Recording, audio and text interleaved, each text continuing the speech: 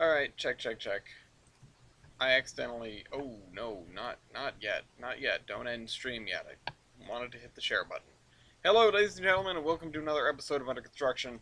I know it's going to take a minute for people to get in here. It usually does. We're starting more or less on time.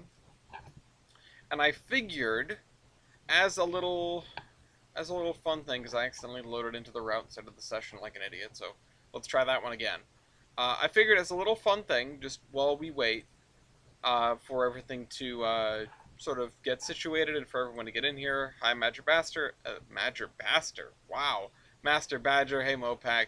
I figured we'd start out with something, a little different instead, and we'll play more not Tetris.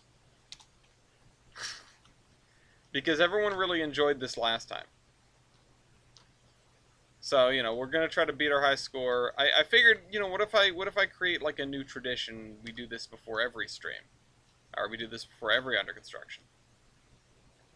Not if I'm late, obviously. Not if I'm like an hour and a half late, or an hour late, or whatever. But this is just something that everyone enjoyed. And there was a post earlier in the Discord about stacking boxes in an incredibly cursed way, and it just reminded me of this, which is, a fun game that everybody likes. Had your Bastard, yeah. I could really use a square. Well, this will have to do, although it might not fit. Oh! It fit! It fit, but now the first thing I tap, it's going to leave weird triangles. Yup. Alright, I probably should have tried to avoid that. Tried to keep that from happening. I hope Tyler shows up, because I know he really enjoyed this. It definitely was, like, good for his OCD.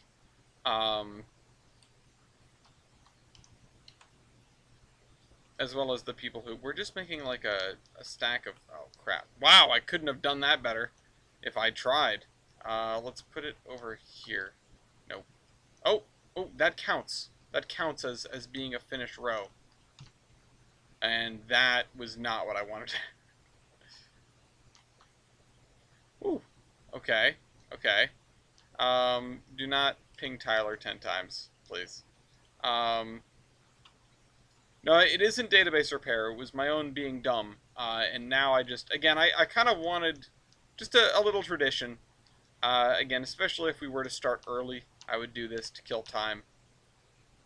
Although this is... I'm lasting longer than I kind of expected to. I want to get to the regular thing now, well, with everyone filing in. High-end Tetris. No, this is not Tetris, actually, is what it's called. You may notice that there's something off about this, compared to your average Tetris.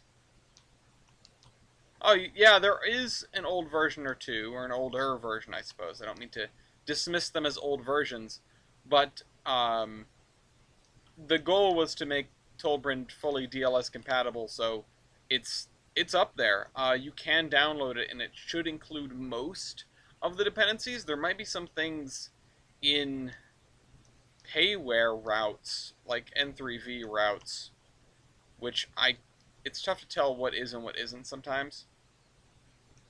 Go in the thing. Sure. We're doing pretty well, though.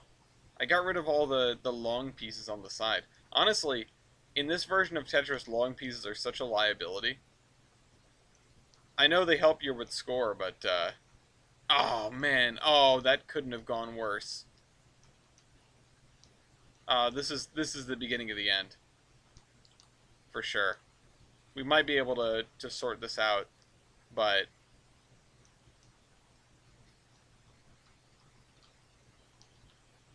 Oh, never mind. I think we might be able to fix this.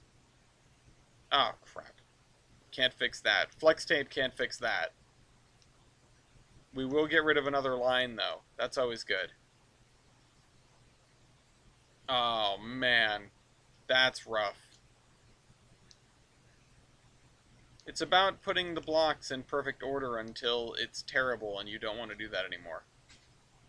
And they won't go in order. I don't know what I'm going to... Oh, I guess I can fit this one in here. Haha. Also, I like the incredibly drab color scheme of not Tetris, the monochrome of it. It's like they took the most Soviet game and made it more brutalistic.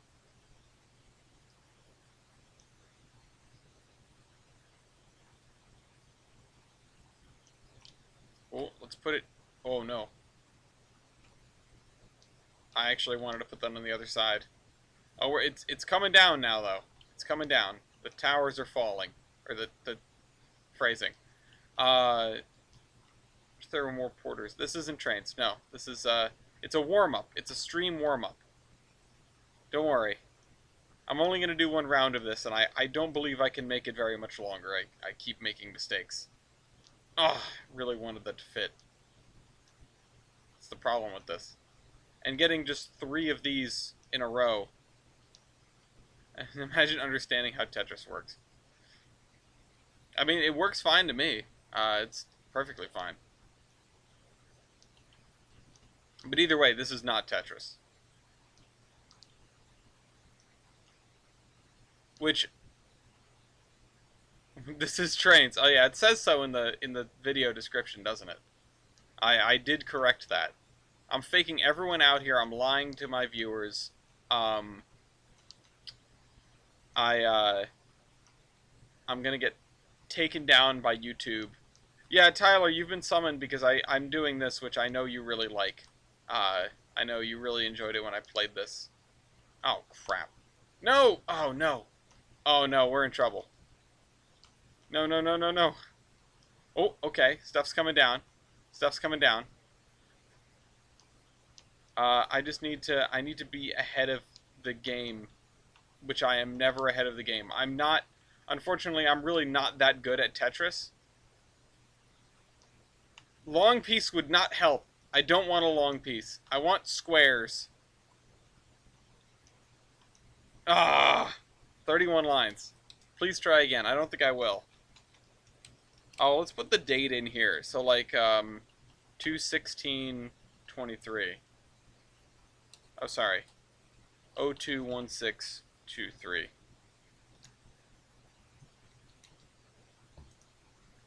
Is that too long? Can I not? Oh! No, I don't want to do that again. Alright, we're done here. Let's go play Trainz.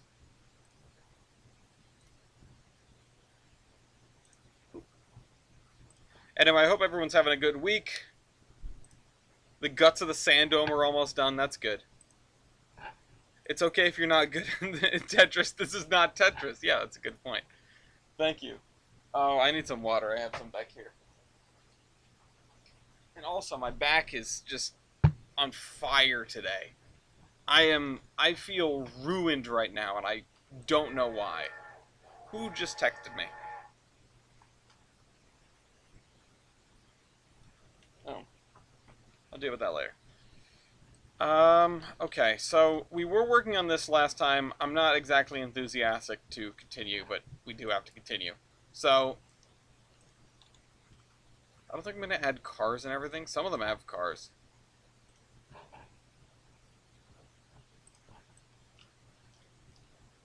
Wait, what? Don't tell me you're actually modeling the sand pipes as actual pipes. How does that work? How do I get a new... How do I get a new keychain decoration or piece of a battleship? You get Pepsi, actually. That's what you get. Okay, we need to figure this out. I do have 3254 on my phone. That's literally what it is. Actually, I think that is... it's the same whistle they use in locomotion, right? That's probably where I, sort of recognized and wanted it from. Alright, I don't really know what to do with this. I know we've done stuff like this before, but it has been a while, and the thing is, this is supposed to be more brushy and tree-y than most. Oh god. Honestly, Tyler, the fact that you didn't make the pipes hollowed out everywhere is what's surprising to me. What if someone clips their camera into there and manages to see, not pipes, just just cylinders. What are they going to say? They're going to call it a terrible model. Now, you need to go back and do the interiors of all the pipes. Please don't listen to me. Do soda burnout, coffee and tea is where it's at. You know, soda bad. I am going to try to fill in a lot of this area with brush.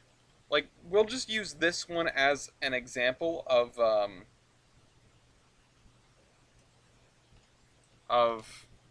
sort of what we can do, I guess.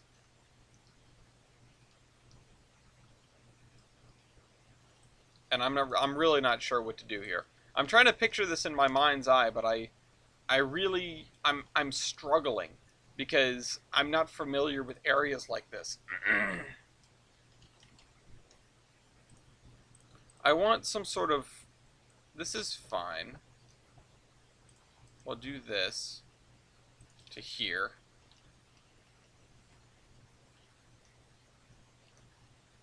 I think Lafayette sees something or someone outside because it sounds like he's very upset.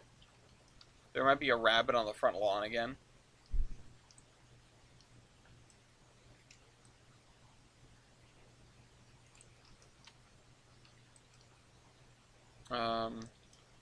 See, lots of fences, maybe some garden plots. Yep. The thing is, I want to do mostly trees and brush. Fewer fences, just mostly trees and brush. Maybe some hedges, but not anything that would have to be maintained particularly much. Gardens are also a pain. They're a lot of work, so they're a lot of work to make. I mean, obviously gardens are, you know, plenty of work to actually garden, but we're not playing Stardew Valley over here.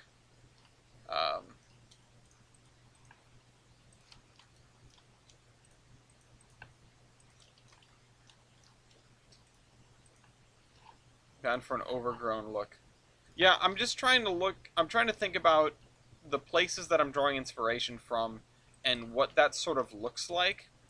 Um, and the one thing that stood out to me when I looked at them all was a lot of tree cover and a lot of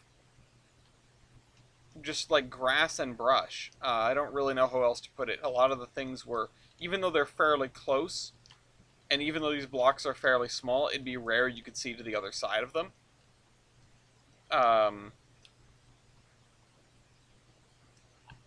It's making a main line on an overgrown short line. I mean, there is all the above on this map. I mean, the farthest reaches of the Mansfield Branch Railroad are going to be pretty overgrown, I think.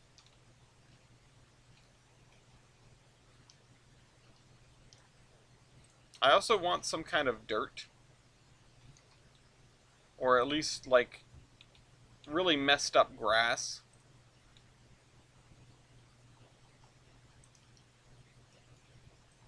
To use in some of these areas. Yeah, this is actually about right. Because if you consider, I want some of these, like, backyard areas to not really be yards so much as just dirt, I guess.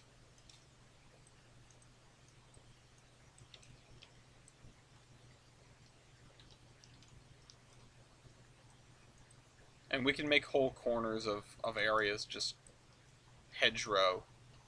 Or not even hedgerow, just hedge. Just bushes, you know?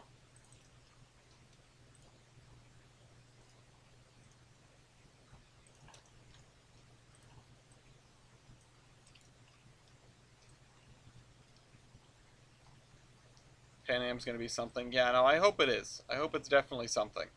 Um,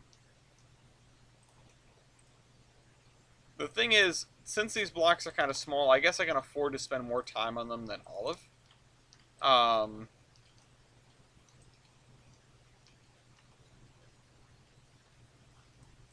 we're gonna need trees.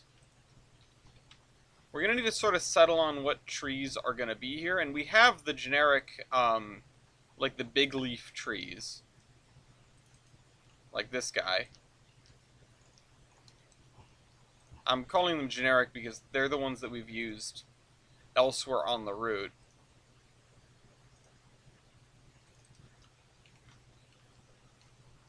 Whew.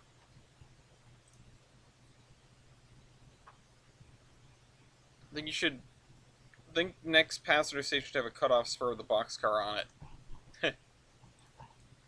Maybe. That's not a bad idea. Um, yeah, we would have some of these here, and I mean the bohol maples, maybe. Uh, Broadleaf trees, probably. You know, I have one like in the back here. Some of these are actually fairly small, like this guy.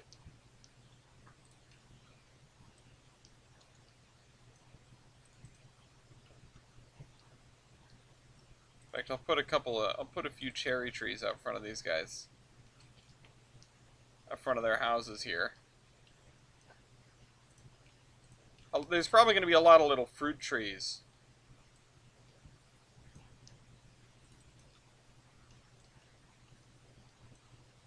I got a Google reference if you need to see the example. Um, I'm, I don't feel like I could get that wrong. Uh, but sorry, today's just a messed up day, I guess. Uh, but we'll cross that bridge when we come to it. I don't know when the next passenger station's going to be. That would be applicable, because the Pan Am station is just this. It's just these two wooden platforms. Um, oh God, don't get me started on putting a weeping willow. We probably will have at least one, but I'll need to put like a little pond for it to be next to enough water, you know? We had a weeping willow, I believe, in the yard of a house that I grew up in, and yeah, it was a menace too. 40-foot boxcar Lehigh Valley retired. I don't think I have that one, but I'll have to go get it.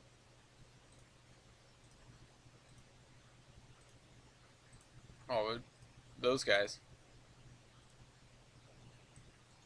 Actually, I think I want to put this guy here. Again, I want a lot of shade. I want more shade than Heist was throwing at Railroads Online in the last Railroads Online stream.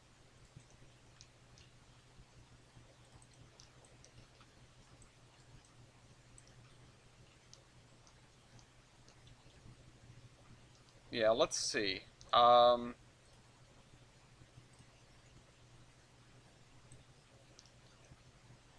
have a pear tree. Maybe we can find a partridge for it. Um,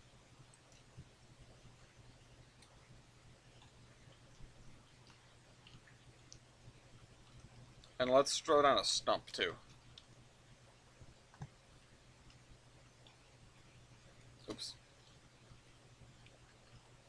Stump and rocks, huh?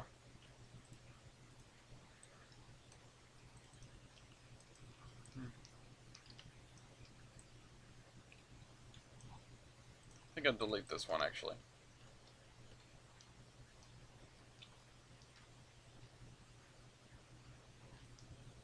I know some people that have houses like this where like the weeds are encroaching on every side. Something I'd like to have is maybe just a small shed. Just in the back here.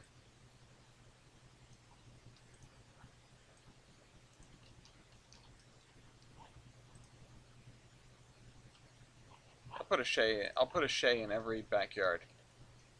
That's my Huey Long-esque promise.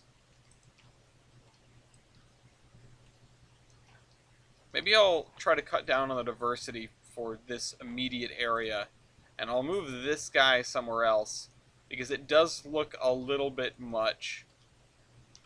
We'll have these two guys next to one another. Yeah, and I have some garages. Just not anything that looks particularly old. I have these garages, which this one actually looks quite a bit like my own garage. Um, ish. Or maybe this, if it was inverted and the blue was the, you've got me. Um, and you have like a little garage like this. Yes, 3D print more shades. I really don't see a problem with this. We have our beginning. A lot of Pan Am is going to look sort of like that.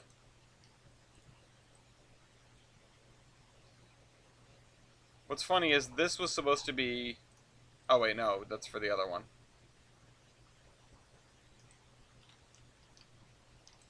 No, don't be like, the place that I went to,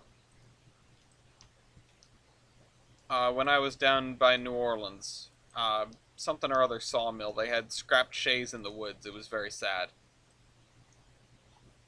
Oops, wait a minute, what the heck? What the heck? Give me the dirt and leaves, please.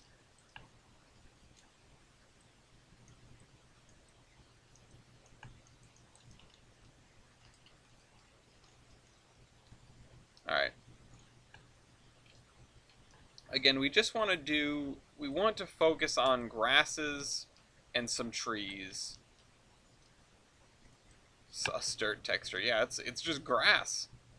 It's very green dirt, incidentally. Just happens to be, you know? And I'm intentionally going to be looking for some of the rattiest looking fences we have. We've got... I don't think chain link is the way to go, but definitely not any of the fancy stuff. Probably some wooden fences. Like, this is by far nicer. Like, this is the nicest thing you'd see, if that. This is more on par. And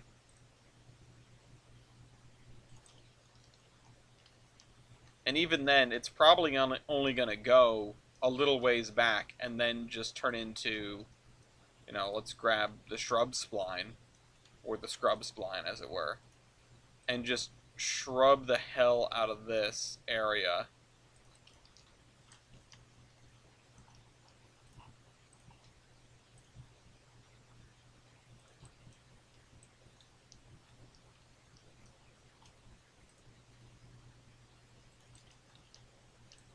Alright.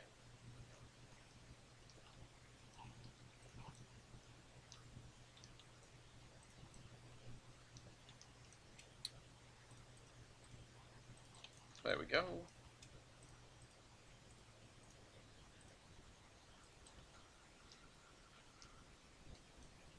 Alright, so we've got this down, although there's now grass in front of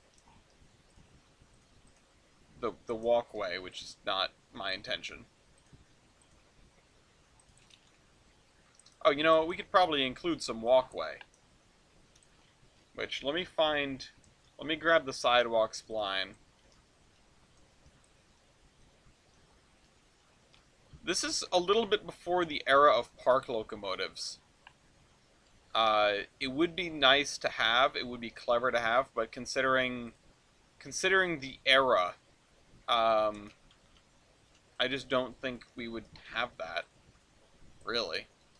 If anyone can find me evidence of locomotives in the U.S. being put on static display, like in the in the 50s, yeah, maybe stuff would just be getting donated. But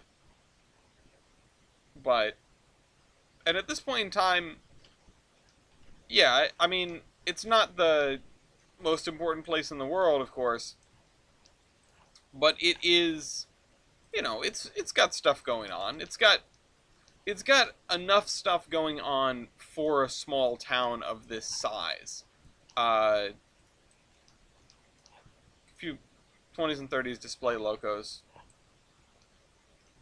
I mean, I just don't know of too many. I mean, I know locomotives from those eras that are on display. I just don't know when they would have been placed on display.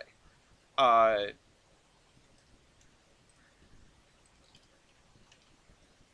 Especially not with most of the railroads in Tolbrin still using steam. Um,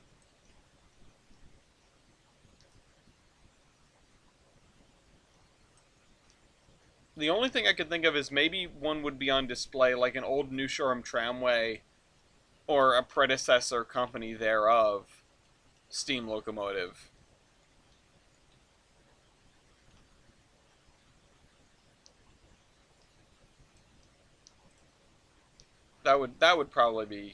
That would probably make the most sense anyway.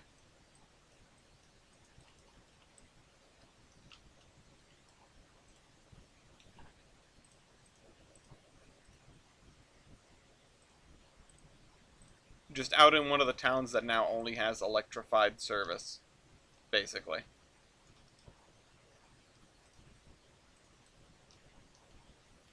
Hugh Spokane International for who dieselized first. In the US or in your area? Because the Central and the New Haven were some of the first people to dieselize over here. Um, the first, large railroads anyway. And the New York Central did have steam locomotives for quite a while, but the Boston and Albany in particular was sort of the New York Central's great experiment with regard to, hey, do you think diesels could like do everything? And the answer was a resounding yes. They pretty much dieselized the entire Boston and Albany over the span of a week. Um, and I think 1953. So, if you want to consider that its own company, um, Susie Q. Um, I misread that as the Q, and I was like, the CB and Q had steam engines for a long time. Uh, but no, yeah, the Susie Q. That's a different story. But I guess you don't see a ton of Western Pacific steam locomotives floating around. I want to put a fence around this guy's house. Oops. Let's see. Although maybe we will do, not barbed wire, just like a chain link fence for this one.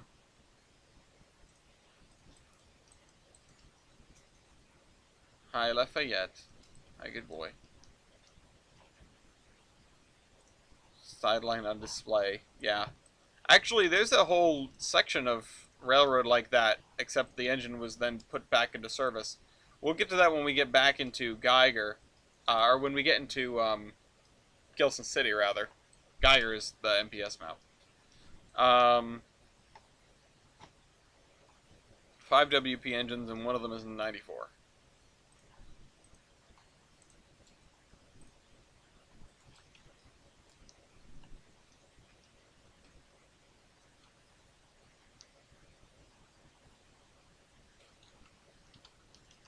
You know, it's kind of disappointing. I'm realizing we never took the opportunity to name an episode of the Iron Horseman "A Mark Against You," which probably would have been a great name for, some of his later arc where he becomes much more problematic.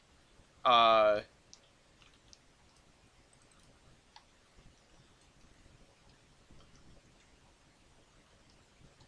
it's just something that strikes me as a good idea. Let's see. Let's look at some elm trees.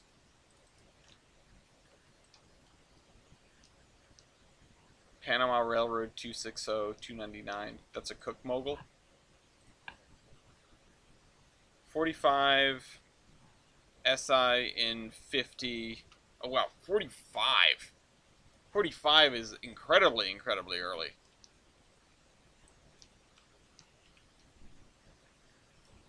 Yeah, I had no idea.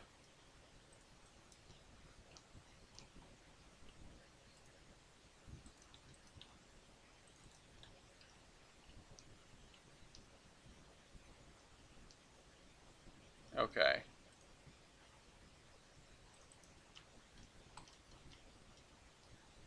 These are also, some of these are going to be trees that were planted kind of recently, is the thing. A lot of these towns that I've seen, they would have cleared everything and then replanted and let them grow up, let the trees grow up sort of around the town. Whereas, you see these two trees, these would probably have been here for longer. Oh, the other thing we're missing here is power lines.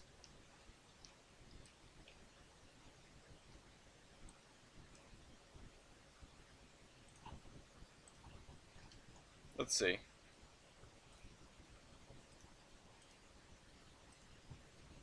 Another pear tree, or a pear tree anyway.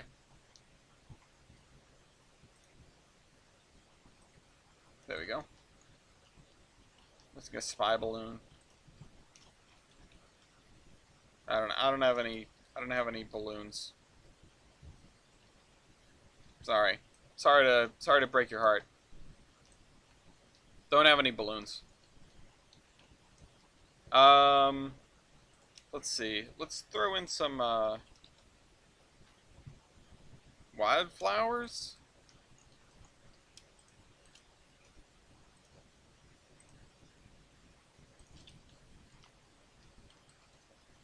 Yeah, sure, whatever. That's as close as we're gonna get to a garden. It's as close as I'm gonna get anyway.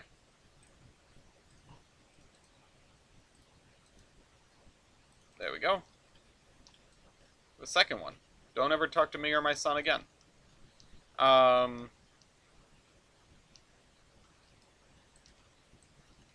Hey, they're sneaky. Those spy balloons. Never know. They'll dodge you. Alright, there we go.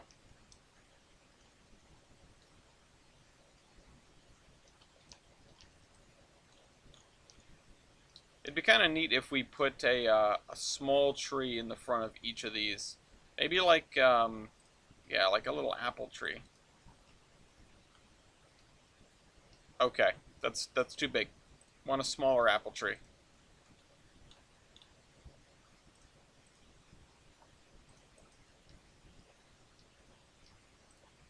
Although, you know what, I'll just put this on the corner here.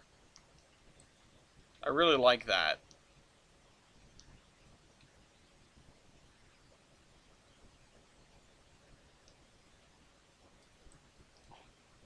Yukon object is the same one they shot down in Lake Huron. No, didn't they shoot the one on the Yukon down? They just missed the first time. It's not like they lost it after that.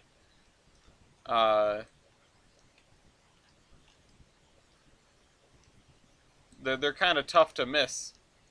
Or forget about anyway. We certainly have had no problem keeping track of them. We've got two done. We've got two done. I actually kind of want to make this just this side of the yard, maybe? Some kind of darker mud texture. Although if I turn the scale up, it's not going to make it any better. Turn the scale back down.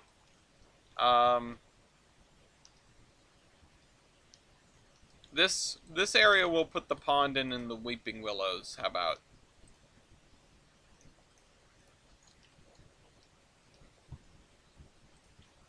Figure that is a good idea. It adds a little bit of flavor, you know? Let's increase this slightly.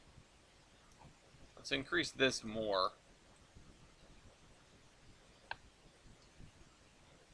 The White Pass in Yukon definitely did dump a bunch of Mikados in a river.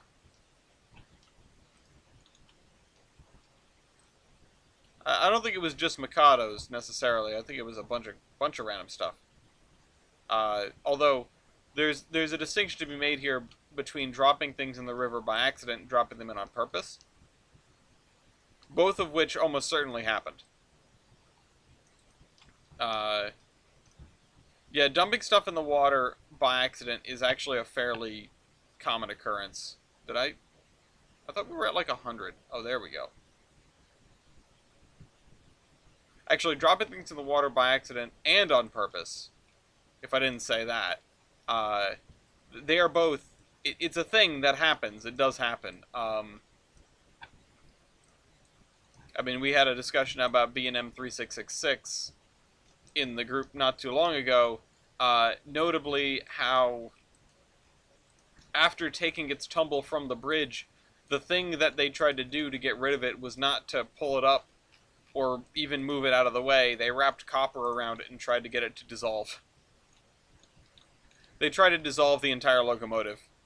I'm not sure what effect that would have had on the trout population, but it didn't work, needless to say.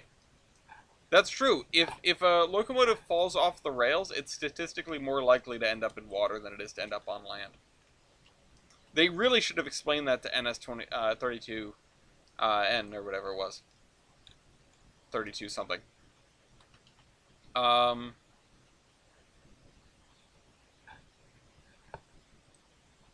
Yeeted into space by submarine.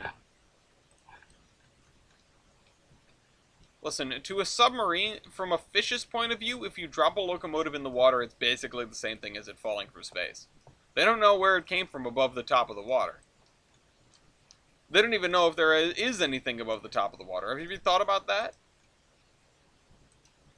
They would have to make the Aquaman space program to get a fish out into the world that we call home, which is why Aquaman is the most useless superhero, and we really don't need to fear anything he's involved with.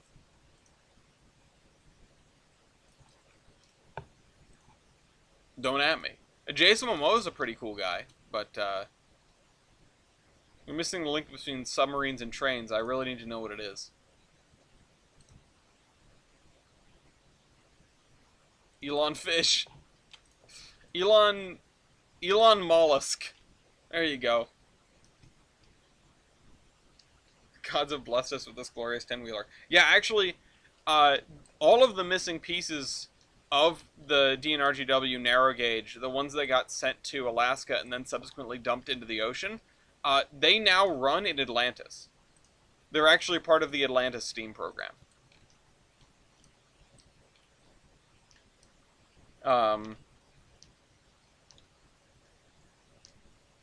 I guess I will have a large garden over here because I don't know what else to put.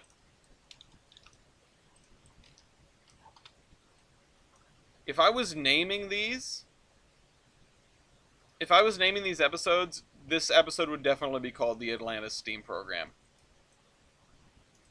With no context. I mean, you only need to watch, the first sixth of the episode. Once you get past the Tetris, you find out about the Atlantis Steam Program.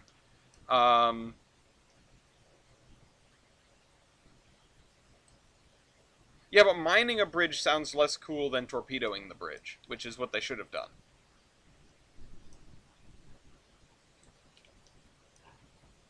Oh, yeah. Well, this is why NS is garbage and railroads need more oversight, yada, yada, yada. It's, I'm sorry that you are suffering from the impact of that derailment. It is an awful situation for everyone. All these, innocent bystanders who have had their water poisoned and their air poisoned and just their pets killed and animals killed. It's not a good time. And I hope you get some sort of resolution out of this thing. Oh, CPR 10-wheeler at the bottom of Lake Huron. Oh, I thought you were talking about the balloon. The balloon at the bottom of Lake Huron. Obviously. What is this? Barb. Wrong chat. I've heard of the submarine versus train story. Okay, let's throw a weeping willow down here.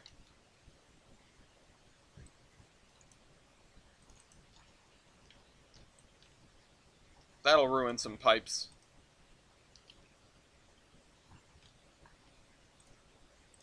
Now, I don't know exactly. I want to push the grass up to the edges of these blocks, or this block here. I'm sure there is more than one, Orion. The Great Lakes are not a kind place to ships of any type.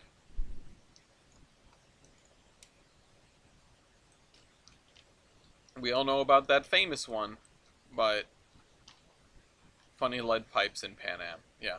Well, they made it was intentional actually. The lead was designed to poison the trees. The goal was to have a counterattack against the trees that were attacking the water supply. So they just put a little lead in there, and then you go. It's smart. It's genius, actually.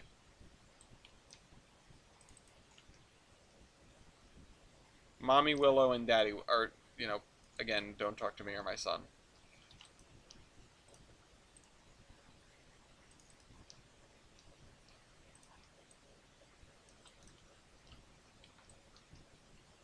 Just around the edge here. And then, you know what, let's throw down some Stulps or Denmark Strait or anywhere else. Or, uh, effing Cape Cod. I mean, going around the Cape used to be incredibly dangerous, and that's why the canal is so important to commerce up this direction, up this part of the East Coast. Uh, the Cape Cod Canal is nothing to scoff at. I mean, yeah, modern day ships and technology helps us avoid the weather that would harm the ships that otherwise are not immune to modern day poor weather. But it is still an important facet. No, you take on the spy balloon by putting the lead pipe in a catapult. Or a cannon. Okay. This is gonna have just a bunch of dirt next to it. Not the mud dirt, like this kind of dirt. Dirt and leaves.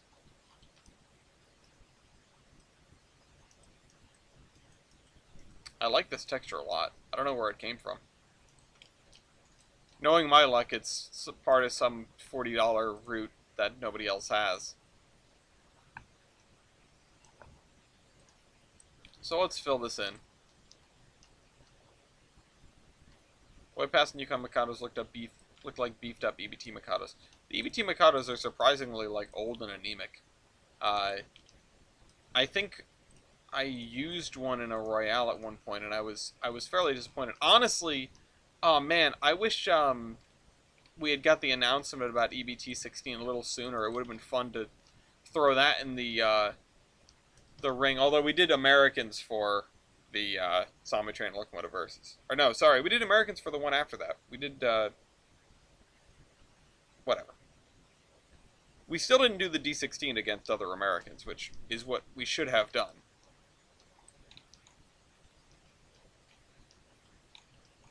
Honestly, the D16 against other locomotives of its time would probably have been just as smart, just as like a reasonable comparison. Oh well. Oh, are these garage doors? They are. Ah, whatever. They're just shed doors here. The cars in America are too large for your British garage doors.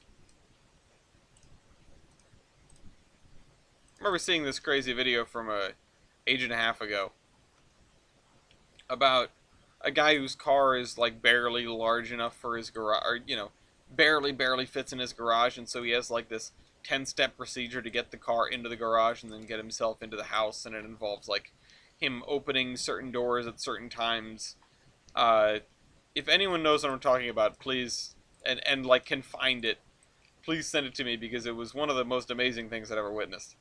That involved parking a car in a garage. Not as an innuendo.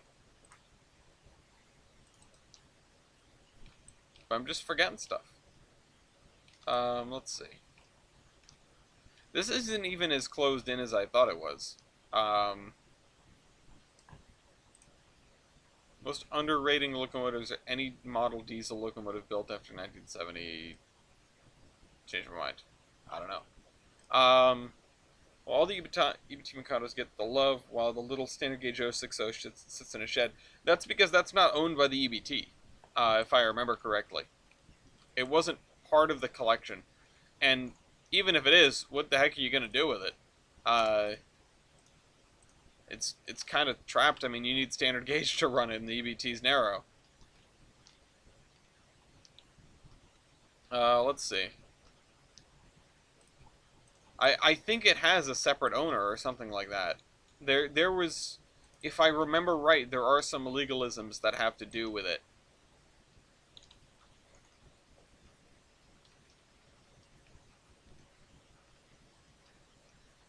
Took my Bachmann 060 to the farm. I pulled down a barn. It has another owner. Thank you for filling in, Tyler. A second EBT society has hit the Pennsylvania. This is getting out of hand. They have some beef? Whoa, no way. How about cabbage?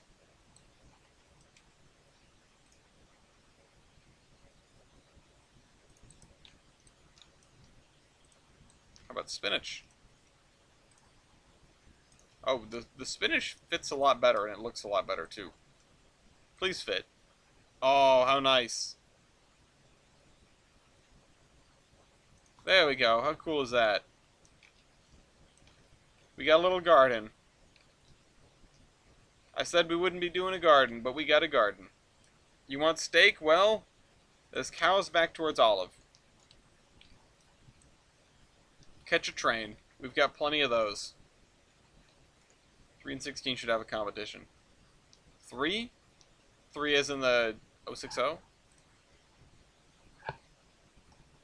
Is that the 060? I think it is. It'd be kind of neat to see. That'd be a weird Locomotive Versus.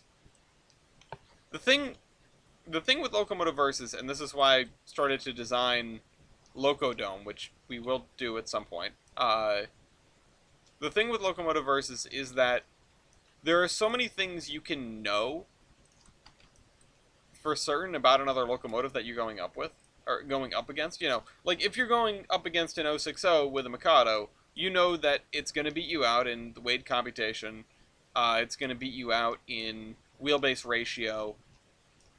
It's probably going to beat you in just plain rigid wheelbase. You know, that sort of thing. There are some guarantees. And that isn't really a good thing for a game. It doesn't encourage very much gameplay. It does encourage knowing your stuff, but it doesn't make the gameplay interesting, you know? So, EBT versus a K36. K36 would mop the floor. Mop the floor. The thing with the EBT Mikados is that they are old. That is the biggest problem with bringing them to a Royale or whatever. They just don't have a good time because they can't stand up to the newer narrow gauge locomotives. The East Broadtop got to a point where they had locomotives that worked, and they said, cool, we're done here. And they did not need to innovate from that point forward because their railroad did not get any bigger. It did not get any more important than it was when they got their Mikados. Now, a gear-driven locomotive is a bigger problem. You can find a couple of geared locomotives with stick shifts. And by stick shift, I just mean a high and low gear. I know there's at least a Climax that has it that actually is still around. I've heard there is a Shay that also has a high and low gear, but I am unable to confirm that myself. Mostly because I haven't looked. I don't care all that much. I don't need the encyclopedic knowledge of all things foamy. I have like a cursory knowledge of many things. So, you know, I try. I try to dabble a little bit with everything.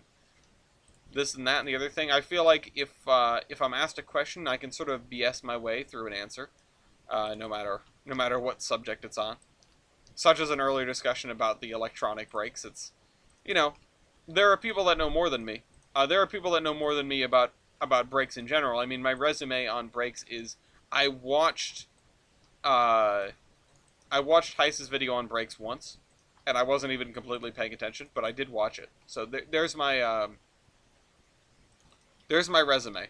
Hope you like it. Narrow gauge Willamette, yeah. Did they make any of those, or were they just all Shays? Or were some of the Willamette... I'm not... I have never heard of a narrow gauge Willamette. Willamette? Willamette? Willamette? Williamette?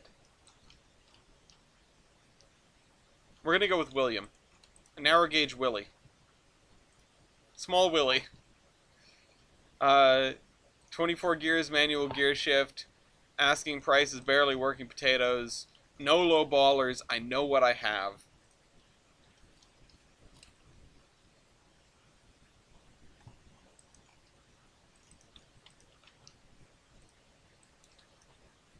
These guys are chads for... Oh, never mind. The randomized directions always makes things fun. It can help you or it can hurt you. It really does help with the monotony, though.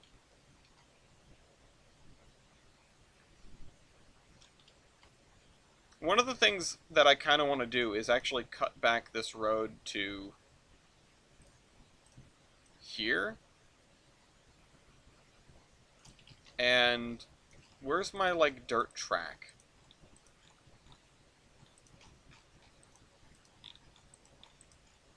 Yeah, here you are. Oh, sugar. Oh, wait, we already fixed that. It's a small Willie. What's fun? What's so funny about that, huh?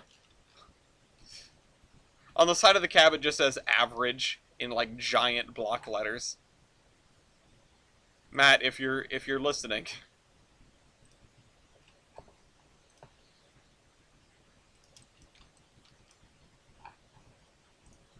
Imagine if that's what the Lima Locomotive Works sold instead of what they actually sold.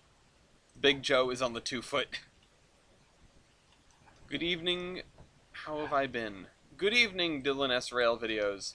I've been alright, although my throat is kind of sore and my back hurts and my eyelids are heavy and I really don't know, I don't know why any of those things are happening because I slept fine last night.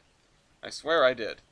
And I haven't said much today, so I haven't, like, talked the wind out of myself, as sometimes I do. Sometimes I get to under construction, my voice already hurts from just having a real chatty day. I barely have said anything today.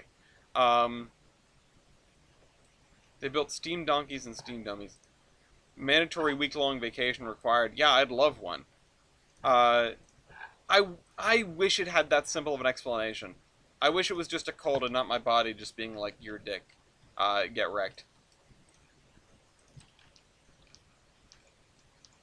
I mean, maybe it is. Maybe I am getting sick. I mean, Gloria was sick recently, although time has shown that when Gloria gets sick, I am fine.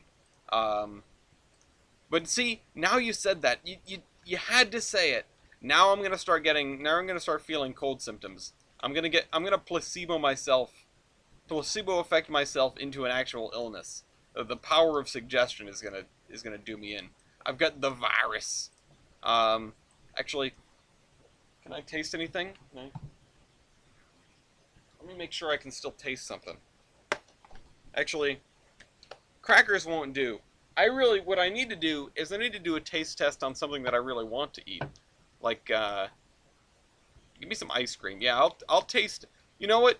It's for science. I'll go out and get myself a pint of ice cream, just to know if I can still taste. That's definitely the only way that I can possibly know. Although, in seriousness, I did.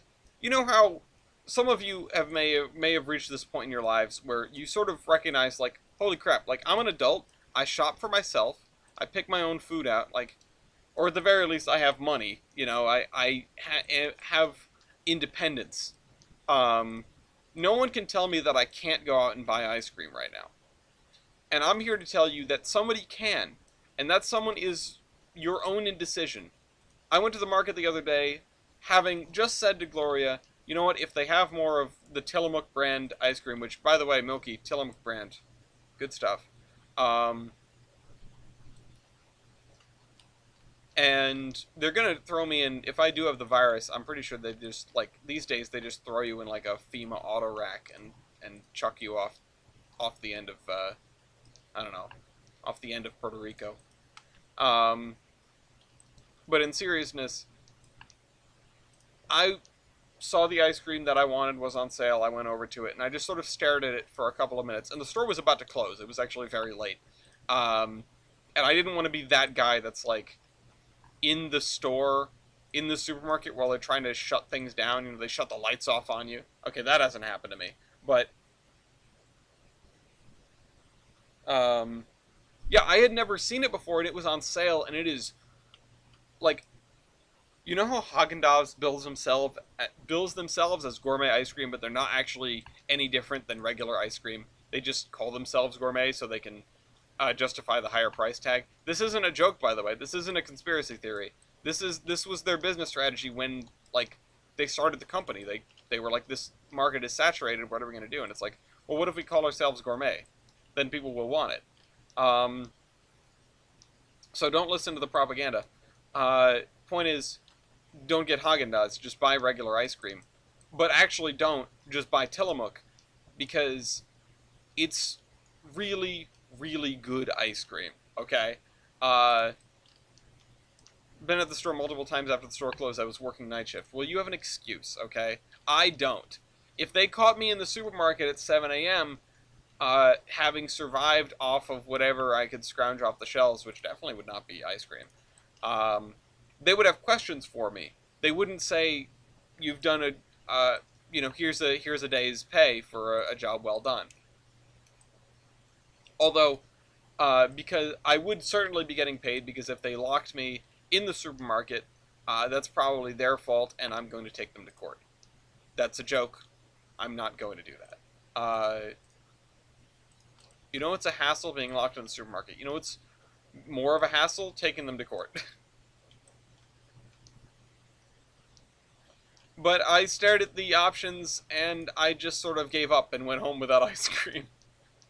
And I got home and I said, oh, Tillamook was on sale. And Gloria goes, yeah, what did you get? And I went, I couldn't, I don't know. I couldn't get anything. I'm not generally the one who's supposed to be making food decisions in the house. Like, I'm not allowed to, but it is generally agreed upon that I shouldn't go to the market on my own. Not because I have no restraint, even though I don't have much restraint, but just because I don't know, like, cooking anything. Uh, I'm a disgrace to my people as an Italian that does not know how to cook. Uh, and at some point I will be given the concrete shoes treatment, and I will never see you all again. I will, however, join the Atlantis Steam program. But when that happens, they'll figure it out. But Gloria's already figured out that, yeah, I can't go to the market on my own. I will be just clueless with the things that are on the list unless they are extremely specific, with regard to quantities and brands and whatever. I will get stuck in computer-like loops of indecision where where I cannot, like, make the decision on what thing I should get out of the options before me. Really, what I need is just a market where everything is marketed like those incredibly simply branded products, like the roller paper towels with just a blank packaging that just says paper towels on it. Everything needs to be like that. This painted wall inside the storage before it was renumbered back to 3750. I don't know. Probably whatever locomotive was 3750. I assume they're all the same unless I know they're local. Yeah, but then which one do I pick? That's my problem, TJ. They're all the same. I just sit there going like, well, if these are the same, I don't know which one I should get.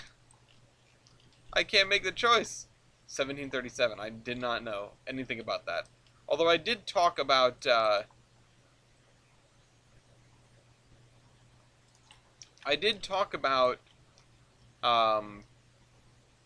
Northumberlandisms.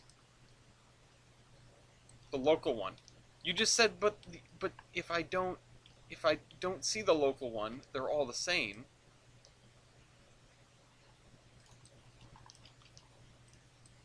Also, if I'm gonna buy local, I'm just gonna go to the farmer's market.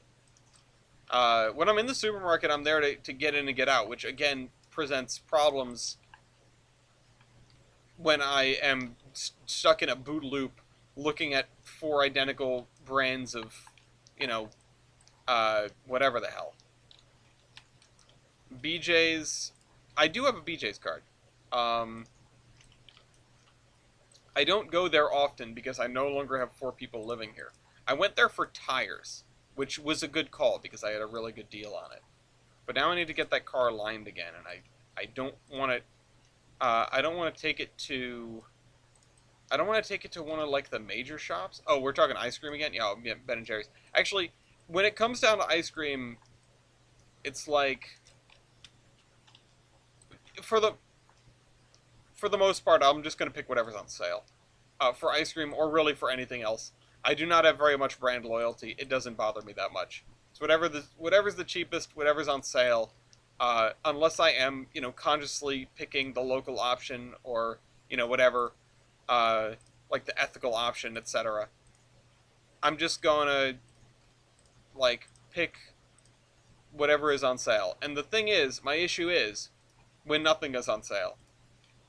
And I'm looking at these and going like these are all the same to me. Honestly, I've had uh, instances where I have gotten on the gotten to the store. I've made it to the store with like cereal on the list, and I leave the store without purchasing cereal because none of the brands of cereal are on sale, or I just can't make the sale work. Uh, I don't buy ice cream very often either. I'm just sort of using that as an example because that's like the thing that it's like, oh, no one can stop me from buying ice cream. Honestly, I should have got a fruit tart instead. The issue with Hi Brian.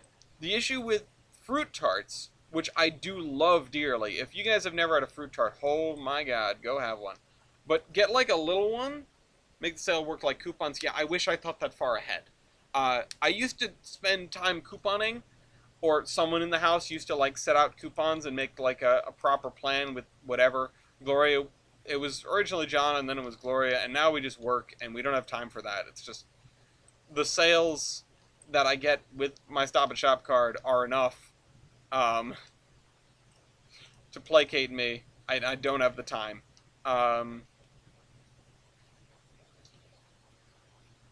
Either way, yeah, it was just it's just the thing that got me started on this chain of thought, the ice cream anyway. Yeah, the stream started an hour ago. The stream always starts an hour ago except when I'm late, which is often. Alright, I'm going to call this block done. And I do think it looks very good. We don't have like a playground in this town, though. I didn't block out space for that. Either way, I think we're coming along well. We've got four little blocks done out of, I'm not going to count how many because I don't want to be discouraged.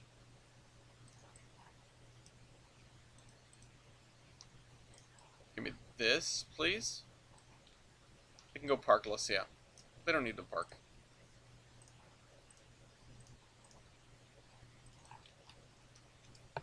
But yeah, I mean, they're building new housing here, so the place is... Again, I wouldn't call Pan Am on the upswing, but it's definitely not on the downswing yet. You think they avoided 13? You think the EBT avoided 13 because of unlucky numbers? I know, like, my grandmother's apartment building does not have a 13th floor, which is silly to me because there is a 13th floor. It just doesn't say 13 on it. But I'm not particularly superstitious, so like none of that matters to me. I don't know what applies and what doesn't. I will torment Gloria because they have the superstition of if you're walking together with your significant other, like don't go around, like don't split stuff, don't split a pole, like don't have something come between you. Which I will, I'll abide by because they get kind of mad if I don't. But I will just bombard with does this count as a pole? Hey, does this count as a pole? Does this count as, like pointing at like a fire hydrant or like a bollard Gloria has consistently said that a bollard is not a pole, but then gotten mad at me for walking around the bollard. Um, I think we're gonna put. Speaking of the EBT, I think I do have a place called Rock Hill, um, which I will put a locomotive on display in Rock Hill. So let me mark that down in my my ideas. Um, I need to organize this at some point. This document is a complete disaster. Tramway. Branches of Rock Hill and Tombstone are unelectrified. Okay, maybe not in Rock Hill then.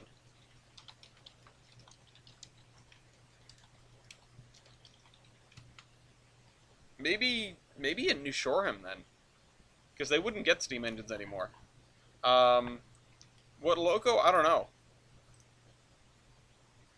You guys are all about that pole splitting bogus, and you're in Chicago with me. Yeah, no, that's true. Um, it's known positively that EBT never had a 13 for the superstition. Ah, there you go.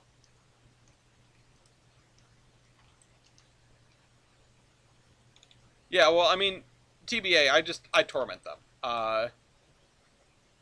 Because I'm a terrible person. So, you know. That's what the test results say. I am on another Portal kick. I talked about this last week, but I think I did. Well, I talked about Blue Sky, I'm pretty sure. But, like, goddamn, Portal 2 is a 10 out of 10 game. Portal 1 is fun, but I don't own it, unfortunately. I have started playing Portal Stories Mel, which is a community-made mod that sort of takes place in between the two games and follows a different test subject, etc. Get into the baller disputes, yeah. It's a thing. It has been fun. The voice acting it's okay. They do an alright Cave Johnson. Obviously, they weren't going to get J.K. Simmons in for a mod, but one can dream, you know? But oh no, do they count? TBA, do you think they count? Turnstiles? Well, in turnstiles, you go in one after the other. If you're going through at the same time, no. See, my thing is, if you're gonna apply a logic to it, you know, if you're gonna apply a logic to it, you're gonna have to do something that breaks eye level. Oh yeah, the tall. Ooh, you're right. But anything that breaks eye level, I feel like should count, and things that don't shouldn't. But then there's a question of how big is a pole? Like doesn't an aisle of a store count as a pole? Or do we need to make some sort of geometric definition here of, like a pole is has a ratio between 1 to 1 and 1 to 2 in terms of size at eye level? I don't know. See, this is why Gloria refuses to engage in scientific discussion with me about the poles. It's very upsetting. A pole is a solid cylinder, so like if something is hollow, it doesn't count. I mean, maybe if it's just a... You guys are saying, whatchamahoo's it? Alright, TJ said cylinder, but like... What if it's just like a tall square? Like, then the poles at the store don't count because they're squares. Because it's a tube. Traffic poles are hollow for wires. Yeah, no, there's too many hollow things. Right, yeah, no, that's the same number of horses that were sucked into the tube last month. I'm paying more attention to the chat than I am, this. I always get caught in the trap of, I want to read every chat message, and then when we have a good number of people, which, hi everyone, for those who I did not explicitly say welcome to, welcome. Steam engine is a horizontal pole on wheels. It's a movable stationary boiler, actually.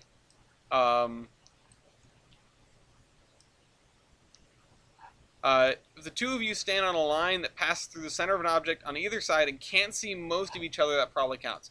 Sure, but I feel like that's... You're talking about things that are too big and you're missing out on things that are smaller. I think a ratio is where it's at. Maybe not over a certain size. Yeah, pole alignment chart. We need to make a pole alignment chart and send it to Gloria with no context. Now the thing is, uh, they're outside. They cannot hear me. If they could hear me, there would probably be hell to pay.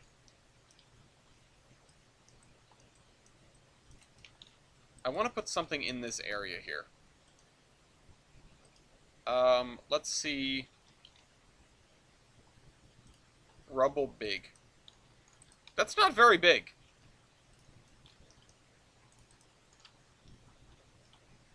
That also, I don't like that.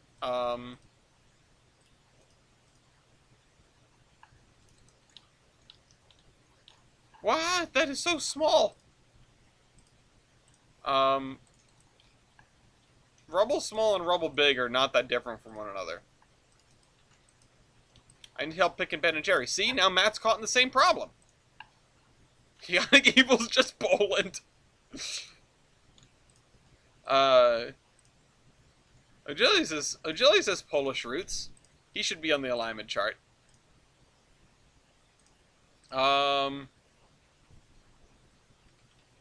Let's see. Let's just do... No. Rusty water tank. So, like, there was maybe a house here.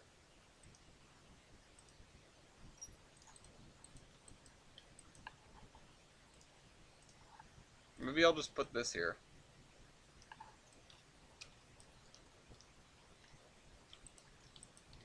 Nah, let's not. Although I do like that. We should use that more. And the water tank I think I'm going to put back. Where'd it go? Rusty tank. Different kind of tank. Tube man or pole man? I don't think he would take to that very well. Although, you know, I could always just pole Chili's. I could always just change his nickname on the server and not say anything to him. Saw a video yesterday of a power line arcing with a bucket crane thing with some roofers on it. Ew. I think I might have seen that same video, unless it's very recent. I remember seeing something like that and then quickly blocking it out because it's like, oh, those guys are maybe dead. There's some crazy stuff out there. Let's see. Also, the music for Portal Stories Mel is really good. Like, that is definitely a high point of that mod. Heard call my mama. Yeesh. Yeah, I don't know if I had sound on. Although the sound of electricity arcing is such a crazy cool sound. I have sought out videos of, like, opening giant breakers just to hear the sound of opening giant breakers, because it's incredible. It's really amazing. Did I just throw down another tree by accident? No, I didn't. We've got some... Oh, I have always liked river birches. I hate cats, especially 19 of them under one roof. Well, Mopac has a new cat. We need to... I don't mean to, like, take over the story of the cat that Mopac is currently rescuing, but I think it'd be really fun if we, like, named it as a server. If we had a poll on what we should name the cat. And Catty McCatface better not win. Meowy McMeowface. Alright, there we go. It's 8 too many. 8 too many, so 11 is the limit? 11 is still quite a few cats. I'm not gonna be... Why have individual... Are these like JR assets or something? Catty McCatface. Yeah. I mean, have you seen cat faces? Look how cute they are. Speaking of cat face. Just checking on the animals. I'm at 18 too many. Oh, okay. I was gonna say, uh, yeah, that's... One cat is a normal amount of cats. 11 cats is an abnormal amount of cats. And 18 cats is definitely an abnormal amount of cats.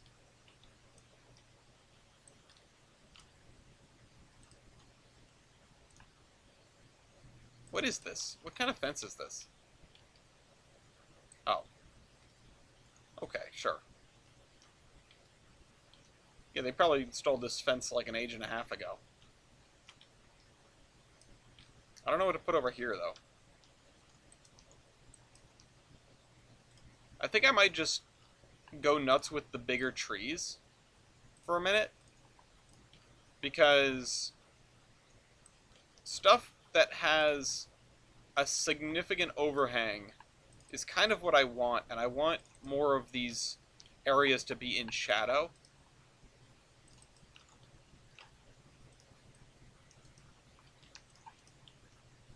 And again, these are areas that, what the? Oh. That realistically speaking, these trees would have been planted by people. So it's okay if there is some sort of order to them, which, then again, humans are really bad at doing random, so I don't think I'd be able to do it anyway. I would not be able to make these random enough to, like, be passable. And we're going to put some dirt under here. With some grass on it. And I think what I'm going to do is I'm going to put some swings here. Oh, I'm not going to be able to grab that, am I? Oh, okay. We got it.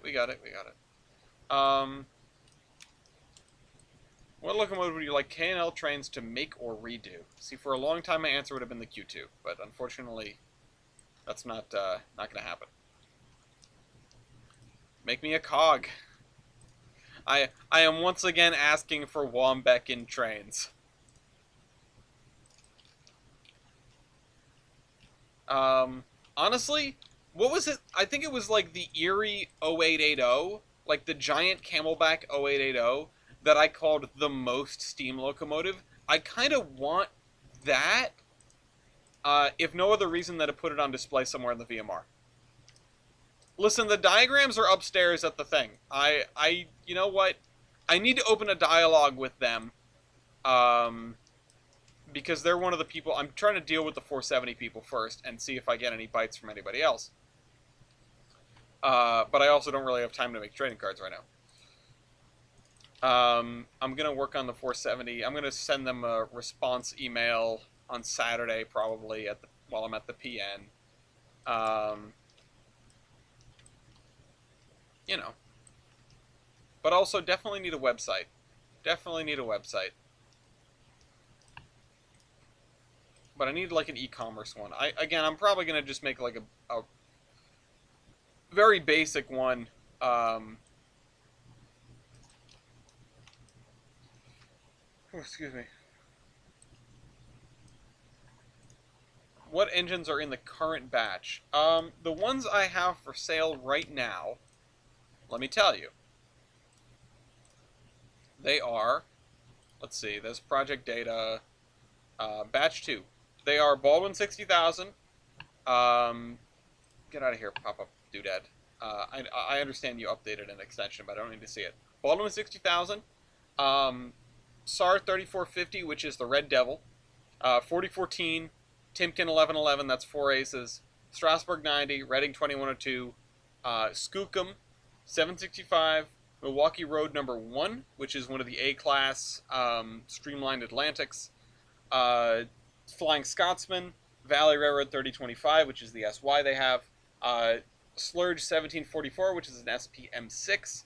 CP 2928, which is a Jubilee like the one at Steamtown. McLeod 25. Little River 110, the world's smallest Pacific. And CN 1392. Those are in descending order of rarity. Also, a bunch of Wabash 55 or 554s went out, which is a Train Master, but I don't have any of those left. So, but yeah, I'm gonna need to make a website for the trading cards. It's just one of these things with, like, maybe I just have to wait until I get one of these. I still need a 90. Yeah, I think I have a 90. I might be willing to trade you.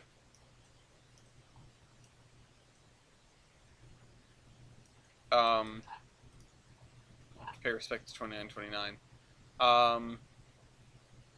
But yeah, I do want to put in a carriage wagon car carts. I don't think I'm going to be expanding in that direction. Diesels and electric engines are sort of the current hurdle. After that, it's geared engines. Uh, and I feel like the diesels and electrics, which are called helper cards, would probably fulfill any sort of, they would fill that role anyway. The other thing is, if I was going to do cars, like freight cars or whatever, I'd actually probably, to fit the game better, I'd probably do it as sort of tokens, although I don't know how I would manage that. Yeah, you're feel free to order a second pack. I have plenty of them. They're down here. Actually, well, I have a second. Where are my cards? Oh, these are my cards with the broken tab. No, these are not my cards. These are all the extra Little River 110s, aren't they? Oh, is my screwdriver in here? No. No, it's not. I lost a screwdriver at the Big E. Yeah, geared engines, I feel like they would have an NA for a factor of adhesion. Oh, no. Not geared engines. Not like cog engines, like geared engines, like a Shay. This is mine. There we go. There's my cards. Augment. Yeah, no, I what's in here? That's not my screwdriver either. That's a pen. It's a very nice pen, but it's still a pen. Matt, I don't know what you have that I would be willing to get off of you, because I did get plenty of different cards. But the other thing is, yeah, here's my Strasbourg 90. The other thing is, this is actually number 8. Number 8 out of 20 of these that are floating around. Who pinged me? Why you ping me down there? Oh.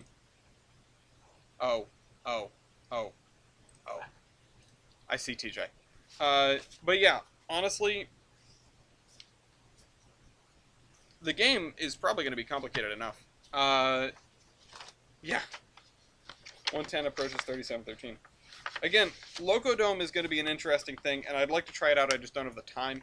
It's probably a hell of a time commitment. The games are likely to be very long, but it is sort of the end-all be-all when it comes to game types. And it's the kind of thing that you will want to play 1v1. Anyway, back to work here. Am I no longer live? No, I'm not. I'm not live on my own broadcast. Like, live as in caught up with the doodad. We're probably going to put like a nice, maybe like a river birch behind this building. That might be nice. Oops, river birch. Yeah. Right on the corner.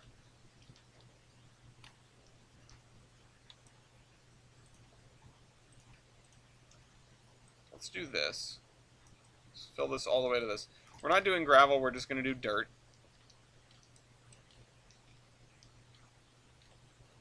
I do like the way this is coming out. Half of gameplay is placing down grass plants. Yeah. That's just the way it is. I mean, we're making a nice town. The thing is, once we're done with this area, then we need to start building track again. And then once we build all the way down to here, Bellington, then we're going to have some serious track work to do. I mean, we've got to build, in Bellington, we're going to have mills, probably more than Olive. We're going to have the yards for the Gilson Eastern and the Mansfield Branch Railroad. and it's an interchange because there's the line that goes up towards the VMR. I just don't know what block to do next. This one's kind of done, just quickly. I mean, I could put some cars, I suppose. What is this, by the way? That's just a cabin. Oh, okay. I thought it was something else. I don't know why I thought it was something else. What is it called? Oh, it's called... Oh, it's an office. Yeah, it's a house. Whatever. I think I'm going to have this entire back section just be trees. Because it's warmer. There we go. Alright. Yep, more placing of the grass blinds. I see better moon rising.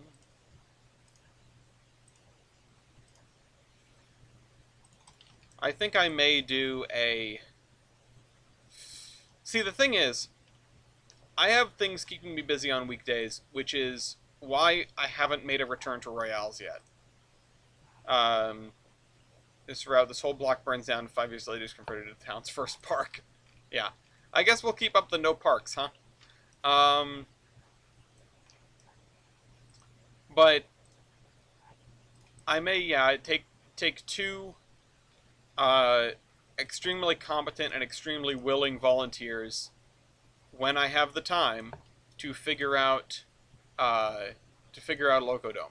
And I think whenever we do get back to Royales, whenever that may be, I will do a nice season of Royales, and at the end of that, in the gap between, then I will be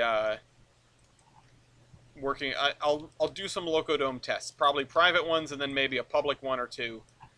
By folks invited to be drafted by elves. No, not yet. I've still got my things to. I've still got my secret projects to work on.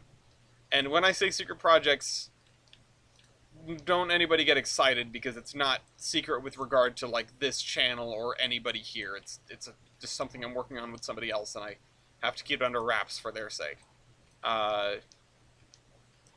It's the boring kind of secret project. It's just not something I can talk about in public. But you know, someday that'll be wrapped up, and then I'll be able to do Royales again. It'll probably be like after Tyler graduates at this rate, though. It's a GS4 merged with an AN225. Yeah. That's cool. Not using it, but it's cool looking.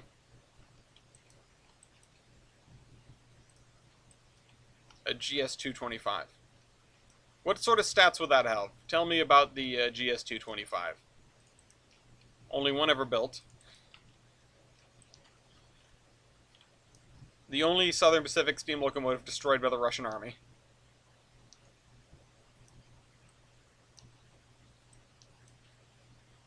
Let's see.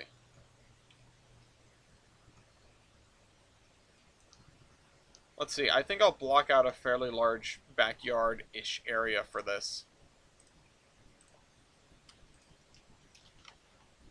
Again, we're going to try to find the nicest fence we would have in this town, which is probably not this. Like this, maybe. The only fence here that's painted.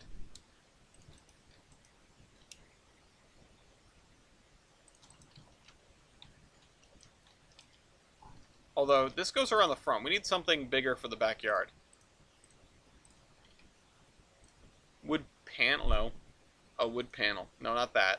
Wood red. Preferred terrain sky. Yeah.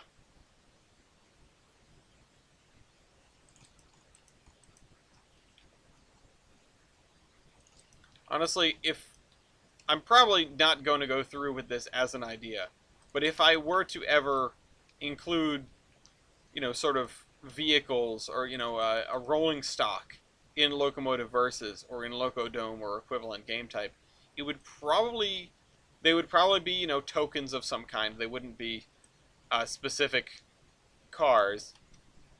And they would probably just serve to sort of dampen your opponent's stats or some such thing. You know, you would have you'd be able to put tokens on your opponent's locomotives to make them worse if they are, if it's the kind of thing where they would not be able to, or they wouldn't be right for pulling it. It would probably be the only time where what a locomotive was designed for would actually come into play.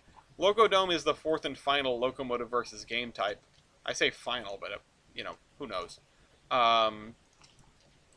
Which is a 1v1 game type which uses 5 cards, so a full pack of cards.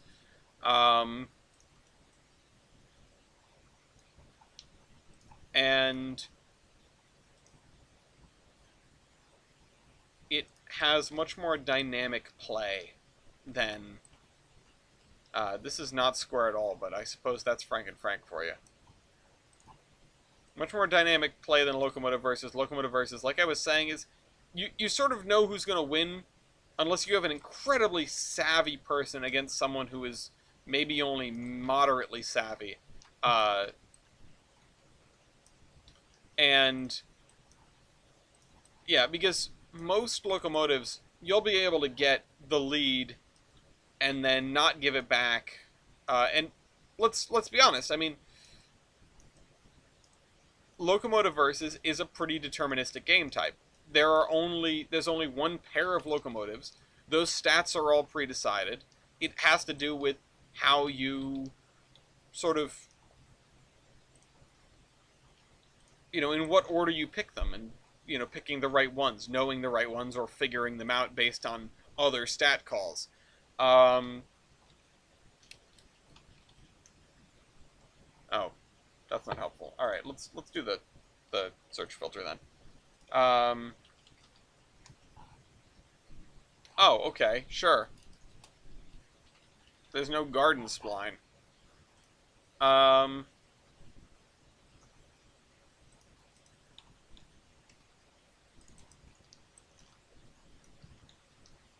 Sure, this guy just says dandelions. Why not?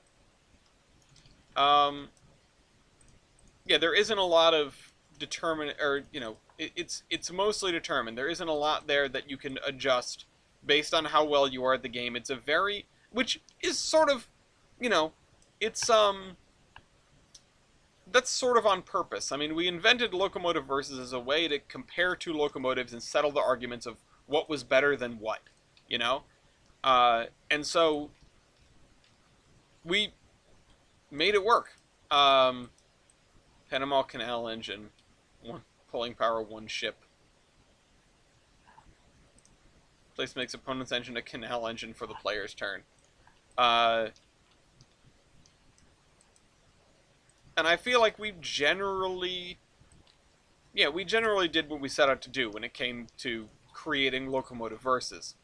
On the other hand, every game since then has been an attempt to further gamify it, for lack of a better word. I mean, Locodome is like the furthest extent of this, but if you've watched any of, say, the Locomotive Versus, or Locomotive Royales, rather, if you've watched Loco Royale, you know how a medium engine has an advantage, but how not in control of one's own destiny that you can be in that game.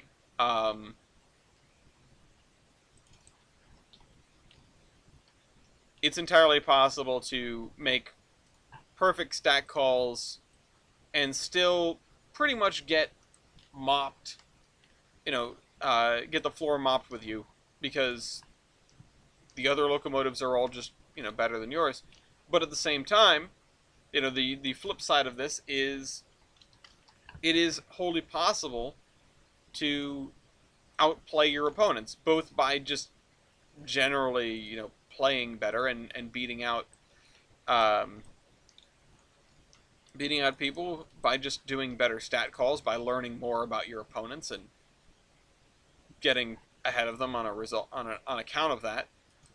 And at the same time, your opponents can make mistakes that can help you out. Could make mistakes anyway.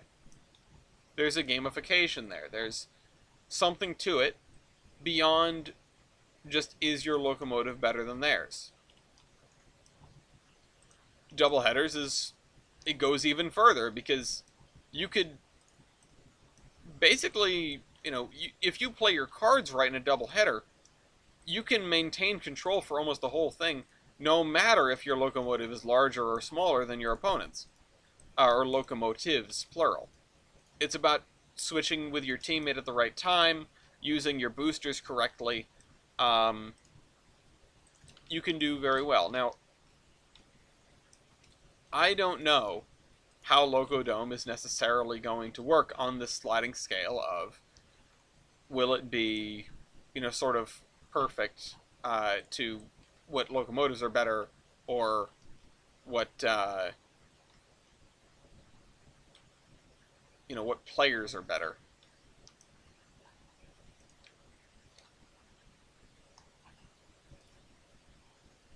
Let's see. Incompatible. I don't want to connect them. Thank you. No, let's not do that. I want like a front walkway, but I guess we just have to use, whatever. Although this can work. Hold on, I have an idea.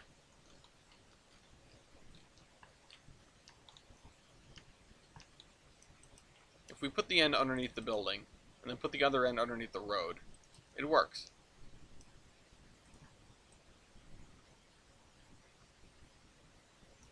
There we go. Okay, so next. I feel like this one's done. Oh, let's put a shed in this guy's backyard. Where my sheds at? Shed. Abandoned shed. Oh, I should have put the abandoned shed in this area.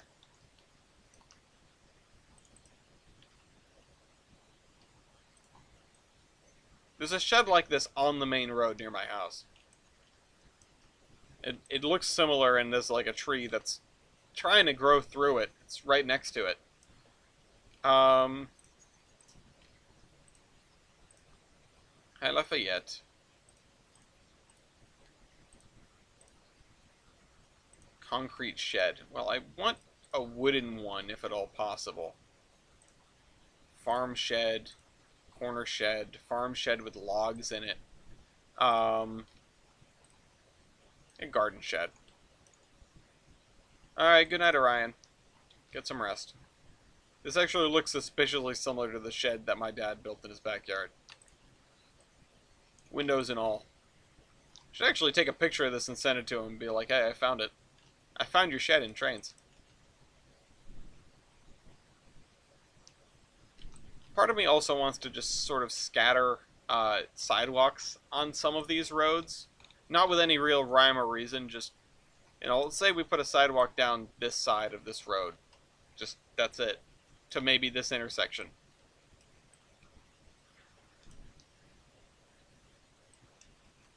I mean, they would have probably been affected by this universe's version of the WPA, assuming that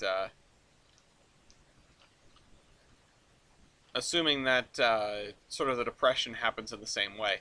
That's one of the things.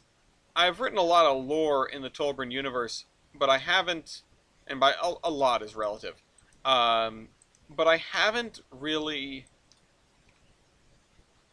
tried to figure out major economic events. I've figured out some natural disasters, but nothing particularly, no Great Depressions, no wars. I have vague ideas that there would have been a war or two, like a World War-esque thing that happened, which is why there's like that whole munitions factory near Mason Valley that's shut down. But I never settled on anything. I was never quite sure of what I wanted to do with it. Maybe I just didn't want to pigeonhole myself, but honestly, the real reason is it's a blind spot for me when it comes to lore writing. I don't tend to go out of my way to figure that stuff out, and honestly, I should spend more time on it, because it's sort of a missing piece of a world. Which is, the events that really affect the whole world, the rest of the world, not just this little piece of it. You know, not the storms, but the depressions, the booms, um, the things that are impactful but indirectly so. I feel like that's something, you know, maybe lore writers take that kind of thing to heart. It might be good advice, potentially. Let's grab some more stumps.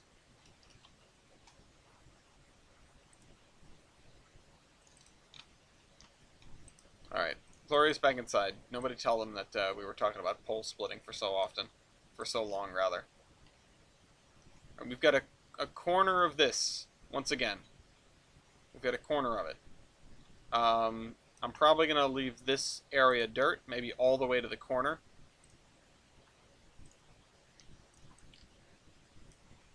It just takes going for it. I mean, there's no wrong answer here.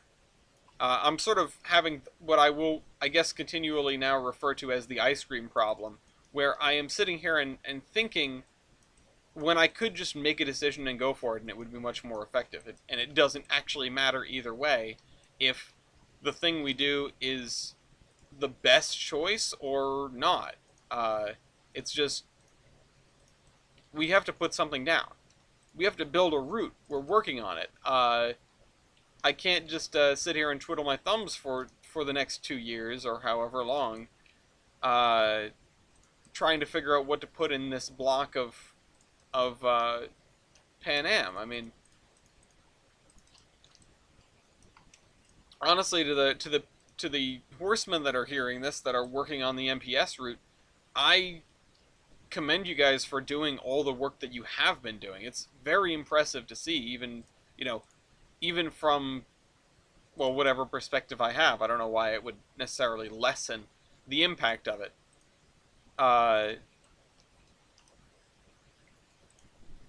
But I get on and I look at that and I go, well, maybe I could move some stuff around. Like maybe I should just move some cars around. Maybe I should shuffle some cars around. Maybe I should try to make an industry and see if that works. Which so far is the answer has been no.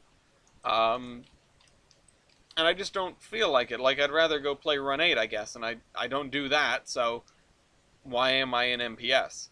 Uh, I like the planning much more than I like the actual building part of it.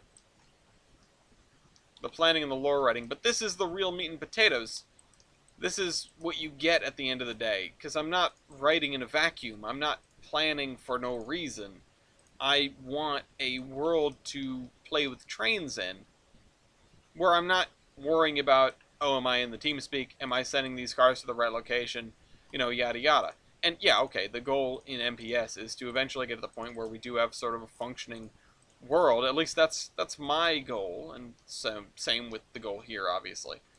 Um,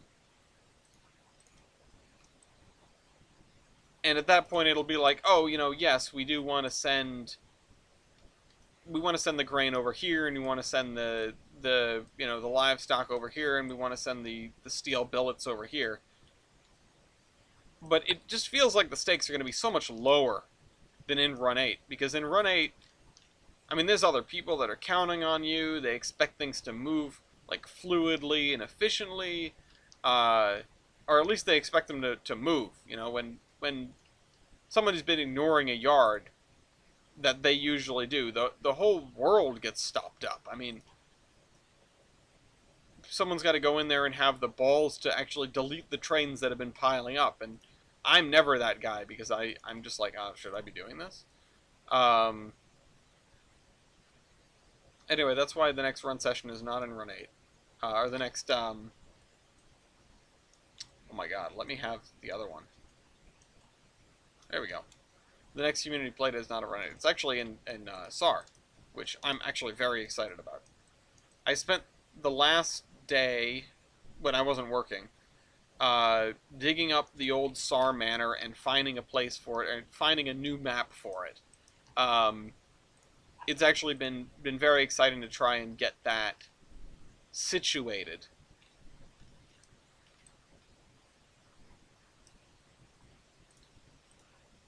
And sort of prep it for the next one, which part of the problem was I need to move it off of my creative world, and I need to move it onto a world where it'll actually fit, because on my creative world, it's just sort of built in a place that,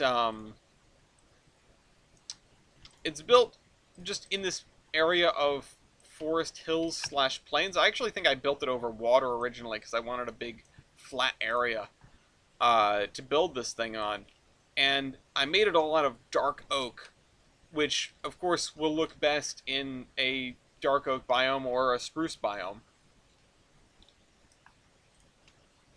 So all right, now I need to find a proper place to put this, and I did a little bit of seed finding. I ended up having to find a new website to show me Minecraft seeds because the old one wasn't updated.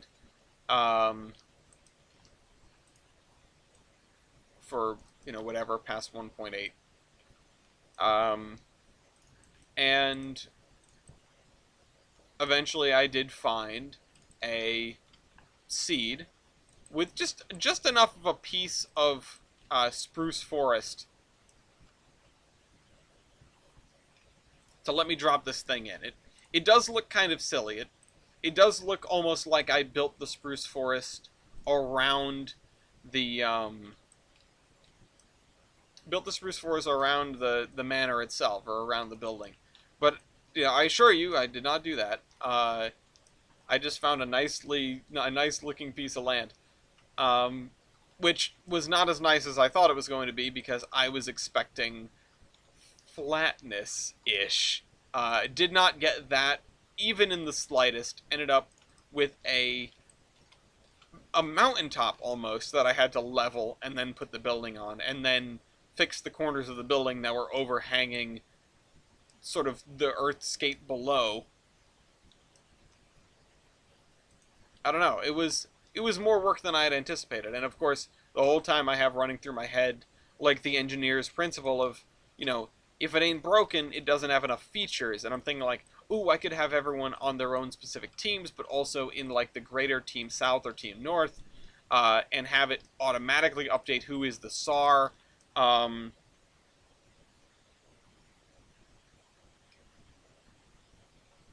excuse me. Oops, I clicked.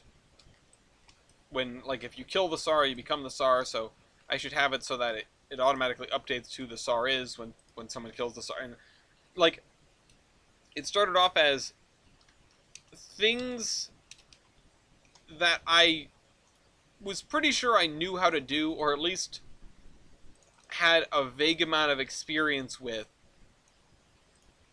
transitioning to stuff that I'm not even sure is possible within the framework of Minecraft command blocks very quickly. And I said, you know what, forget all of this. What I'm going to do is just get the manor in, and everything else has worked before. Like, people have been able to figure out who killed who in the instances where the SAR has been killed. And for those who are sitting here, for those remaining who are sitting here, I just looked at the list. Well, actually, we're not down too many from my whole distractions. For those who don't know what the hell I'm talking about, if you've ever watched the Achievement Hunter King series in Minecraft, you do know what I'm talking about. It is a Minecraft game where you are. I was summoned. No, you weren't. It's a Minecraft game where one person is in charge and they give out tasks, and the first person to complete the task gets a point, and the first person to 4 points wins. That's the gist of it. There's more nuance to it, but anyway, we were talking about I was polls summoned. and poll splitting, and we definitely weren't making fun of it. But what we were doing is trying to figure out what actually constitutes a poll. Okay. We did have a long discussion. Unfortunately, we have no conclusions for you. Don't make fun of my superstition. I know it's been difficult for you to accurately figure out what a poll is, because I've asked you many times, and the answers always come back a little different. Just don't split the poll, like. But what is a poll? How do I know what not to split? Just don't split in general. Like in gymnastics? No! Matt says just a Polish person. No, Matt. So now, no, Matt's got a point. We need to, like, make sure that if we ever go around someone in public, we need to ask them where they're from. We need to ask them where their family's from. And if they don't know, we need to chase their lineage down so that we can find out if we're going to be in trouble or not. We need to we're going to need to like carry DNA kits everywhere we go now. This is serious. It's not that serious. Okay, I will keep that in mind for the next time you get mad at me for going a different direction. It's not that serious. Just don't go the different direction. But what if there's a Polish person? Polish people don't count. You're saying Polish people aren't Poles? That's not what I said. Polish people's... I'm leaving. I'm leaving. Because I'm too high for your goddamn bullshit. I don't blame you, and I love you. I'm too high for this mockery. I'm going to eat some meatballs. I'm hungry. I already had meatballs once today. I don't know what the hell I'm gonna... Matt's apologizing. Matt, don't apologize. Gloria's very excited over meatballs. Do not distract them. I don't know what to do here. Listen, they were good meatballs. They were possibly the best meatballs you've ever made. And that's saying something. But now what am I going to eat for dinner? Because I don't want meatballs for a third meal in a row. I mean, I actually not sure if I don't want meatballs for a third meal in a row. They were really good meatballs. I wouldn't be complaining. I just sort of want to diversify my diet. Hi, baby. Hi. I missed you when you were outside. My mom says hi. Oh, okay. My mom and China say hi. We still have gifts for them. I told her we were going to Grandparents. But they're talking again. Okay. And I don't know if she's going to, like, come Tree, down. dead. I don't know if she's going to come down or not, but... Okay, let's just put a dead tree in the back of this guy's house. There we go. Why not? Dead tree. Alright, let's put this here. Scoot that over. I wasn't under the impression the PR had particularly many 080 classes.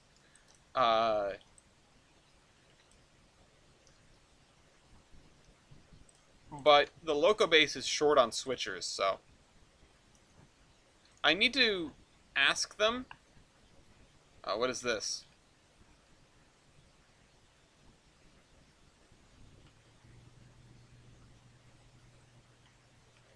This is not photoshopped. Oh my god.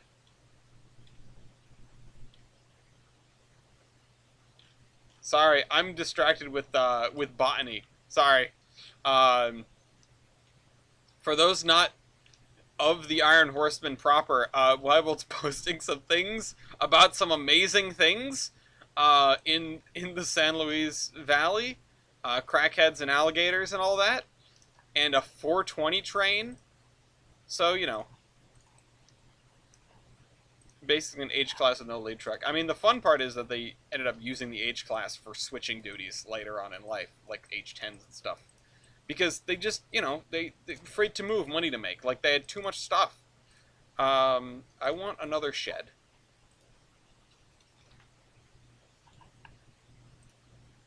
It's a big thickum. That's too large of a shed. That's a very large shed. Where's... Hey, Tyler, what were those things that got sent away to Manchuria or whatever? They were H6s? And also, have you found out anything about them? If Tyler is still here. These are commercial sheds, store sheds, industrial sheds. Man, why are there are not enough just like random sheds? Strasbourg engine sheds? Well, I wonder why I have that. Oh, maybe we'll just do this. That is way larger than I expected. I wish this was slightly smaller.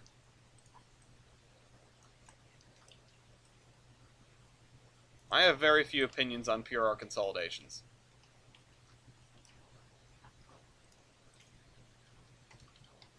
Can I just have some junk? No. Excuse me. I want just, like, scrap junk. Not... Okay.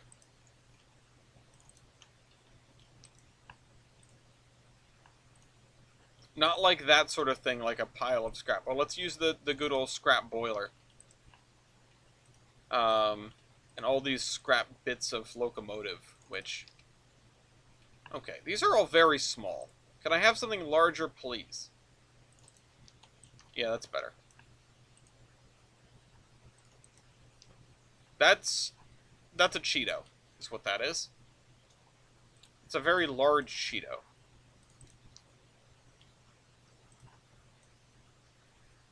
Put this, like, there.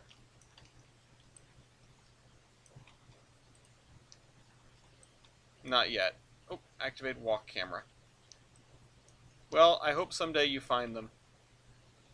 Are we going to go to Manchuria, if you figure out where they are, to repatriate them, to bring them home? Bring him home. If we can bring a bunch of H6s back from Manchuria, we can bring Daniel Ayson back to Rhode Island. Yeah, warning asbestos.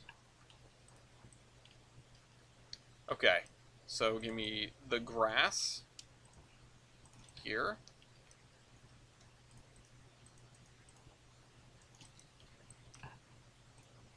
H1s are where it's at. I still don't know. Like, you could give me a lineup of them, I probably wouldn't be able to tell you what most of them are. Which, even then, knowing like a couple of them is unusually granular for my locomotive knowledge. Like I said, I have a very cursory overview of a lot of things. Okay. I need a fence, once again. Just like a junky fence. How about this one? Nope, that's not a fence. Fence. Featherboard fence. Wegaboard.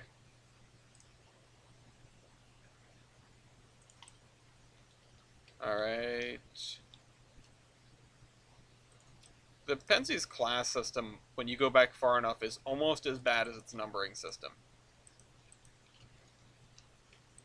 Some have Belparis, some don't. H1s don't have Belparis at all, which is non-standard. Shame, shame, shame. I need to put a sweater on. It's getting chilly in here. We had so good all day. It was so warm. Like, scarily warm, you know? It's going to be brutal this summer. I'm sure of it, because if it's not getting low now, where is it going to rebound to? It's going to rebound to 1,000 degrees, and I'm going to spend $1 million on cooling this sieve of a house. I love this house, but man, it's not easy.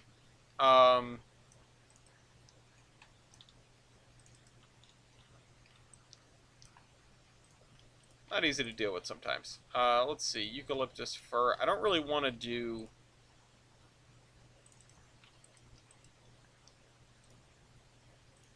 I don't really want to do too many,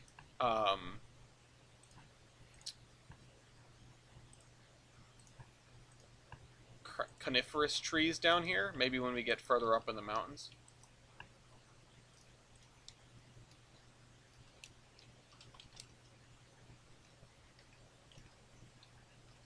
Let's just stump... Oh, there's no... I see. Oh, you know what? Let's... Do I have a even... What's my smallest stump? Is it stump 5? There we go. We've got, environmental storytelling. I'm a veritable Bethesda.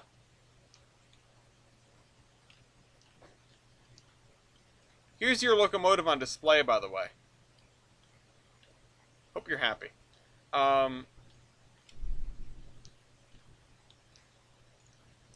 Let's get some shrubs in here. There are too many 1187s. By the way, just a thought. Oh, we have some... What the heck? American boxwood bush. Sure, why not?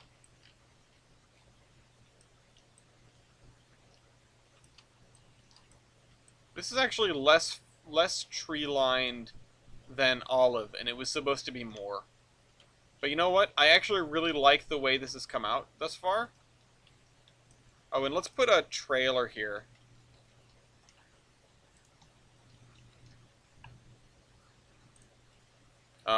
Let's see. No, not those guys. Freehouse trailer.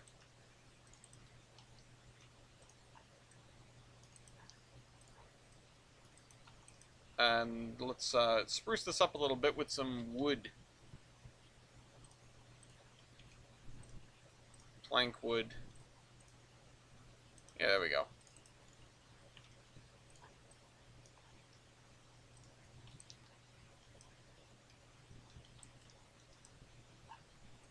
And then truck, or actually 1950... 1950 Chevy pickup. Have a blue one. And actually, while we're here, let's put some cars over here by the Railroad Cafe. It's not really where I wanted them to go, so I'll put them over here.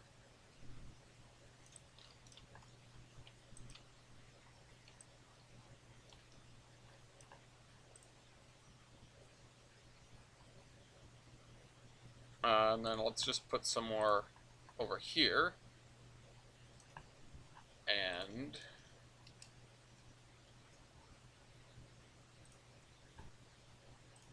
put a gap, and then one more. Although this would be the perfect, like, this reminds me of this parking lot of the Steaming Tender. Thank you, Dean.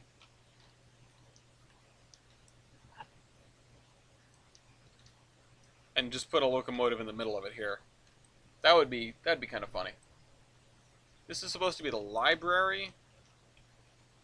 Lafayette. Lafayette.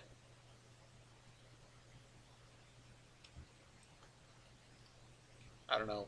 I don't know where he went. I thought he just went in the bathroom, which is why I was trying to get his attention. Because that's always trouble. Here, lower this down beneath the road. There we go.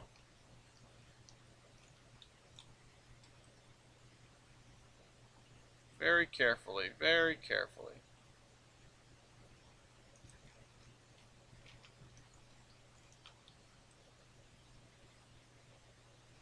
There we go.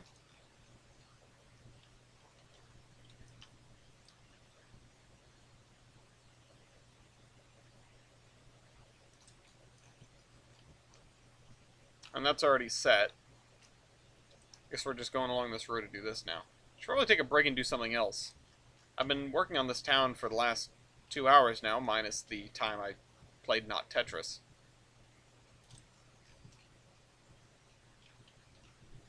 But I don't really know what to do with regard to the airstrip, because I haven't downloaded anything. I need to get some hangars or whatever. And I really don't know what to do with regard to the factory, which I forgot what we were doing with that, because we talked about it last time.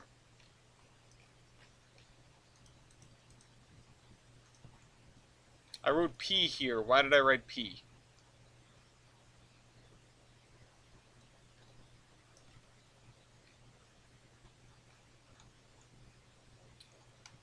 I thought I was going to put like an orchard here.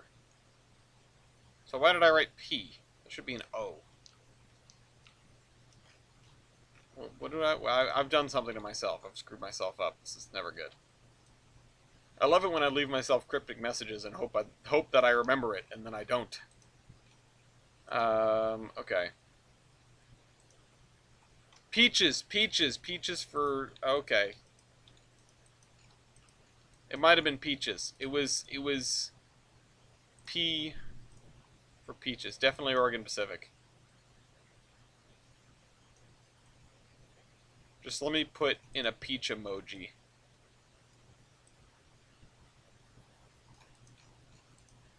Excellent handwriting. Good job.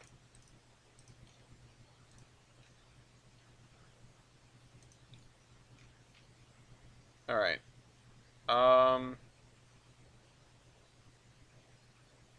Let's use this. This is not the worst texture that we have. Although it looks like this. It is this. Damn it! I thought it was different. Thought it was a different color. I've been bamboozled. I've been had.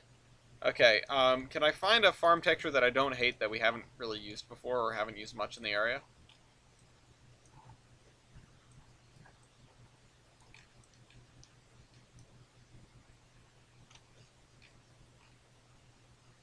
Yeah, okay.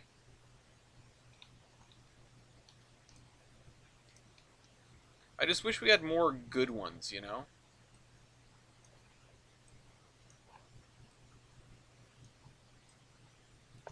Alright.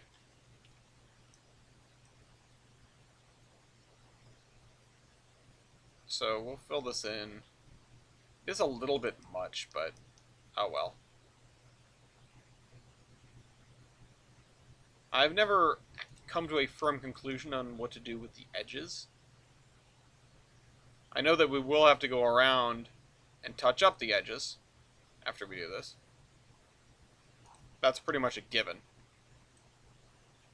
But the forest edge, sometimes I just let it blend right into my tricolor forest ground cover. I try to make it sound as legitimate as possible. As if I've come up with something special and unique and patented it and no one can touch it. But in fact, I do invite everyone to take techniques that you might learn from watching Under Construction and apply them to your own route building. It might help. Can't hurt. Maybe it could. Lots of people have picked up terrain tracks, and I find it funny that that is the one, like, innovation that seems to be fairly universally, like, everyone uses it, you know? Because everyone's got to build terrain. I mean, unless you do DEMS, which is cool, but I don't have Trainz DEM, so I'm not doing DEMS. Except for maybe on MPS at some point. The closest thing I get to doing DEMS is making custom maps for OpenTTD, which is fun. And honestly, I feel like gets me the result I would have wanted to do in Trainz, but faster. The thing that I've been missing out on is I really would like to join, like, to hop into the server and just see the OpenTTD world, before, sort of, before it disappears, before I shut it down or replace it with the next one. Because the thing that I find most interesting is, okay, how are people gonna get through this one? How are they gonna figure out how to get from point A to point B? And that was most exciting to me on the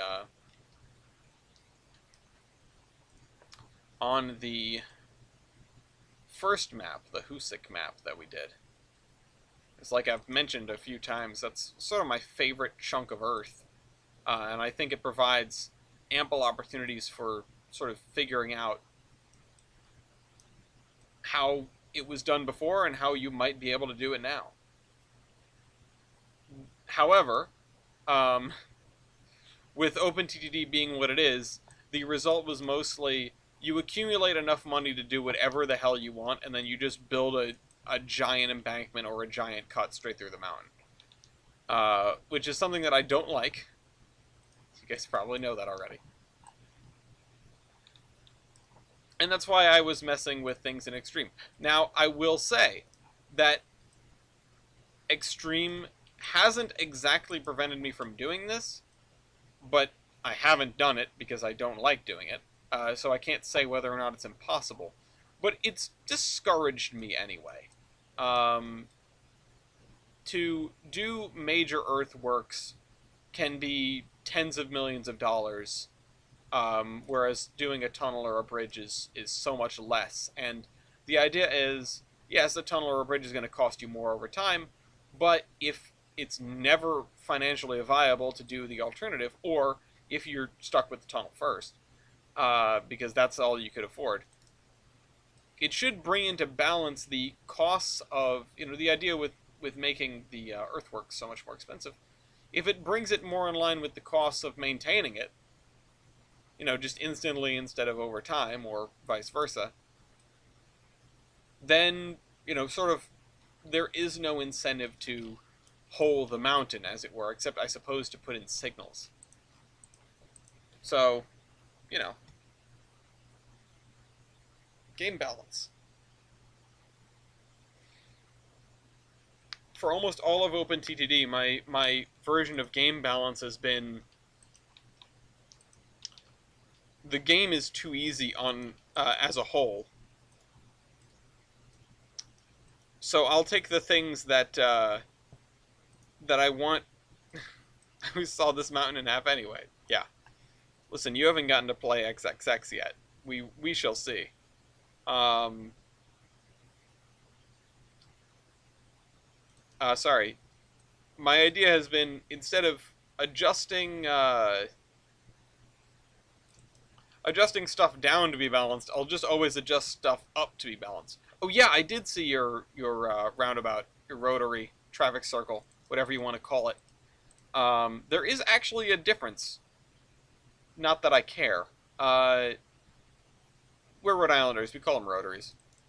Um, I did see that. And you were talking about wanting to put tram tracks on it. I think I would send them around the outside, like the outside lane, depending. Roundabout small, rotary big. Yeah, yeah. That's pretty much it. And traffic circle is like a roundabout, but chaos. It's like, if you know the one on Oaklawn Avenue. That's where Oaklawn Avenue and Cranston Street meet in Cranston. That's a traffic circle. It's a it's a roundabout, but pain and suffering only allowed. I'm pretty sure I've almost died in that thing, uh, and I consider myself pretty versed in roundabouts. Hold on one second, please.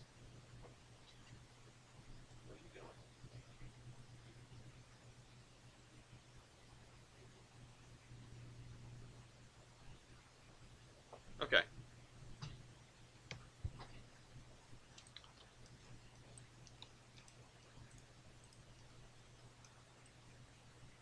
All right. So we'll take care of this. We've got, what, 45 minutes left? Feels like. I don't know. That feels like forever for some reason, even though the last 2 hours and change have gone by fairly quickly. Uh, I need something else to occupy me. I don't have anything else to occupy me. We've sort of reached the point where scenery is the only reasonable thing that we should be doing. We've got to get out of Pan Am. We're going to be in Pan Am for the rest of our lives, at this rate. What?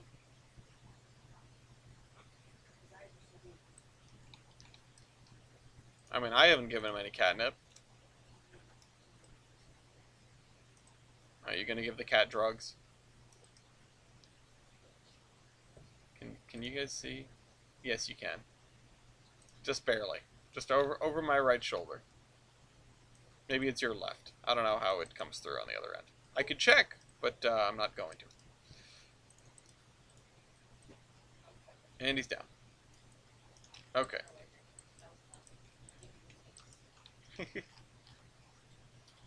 Okay.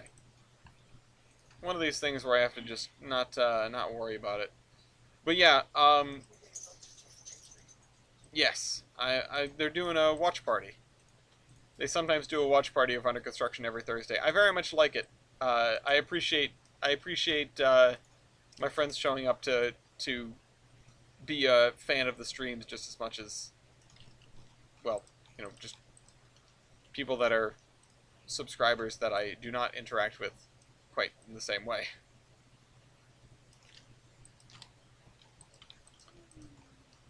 But yeah, I don't know.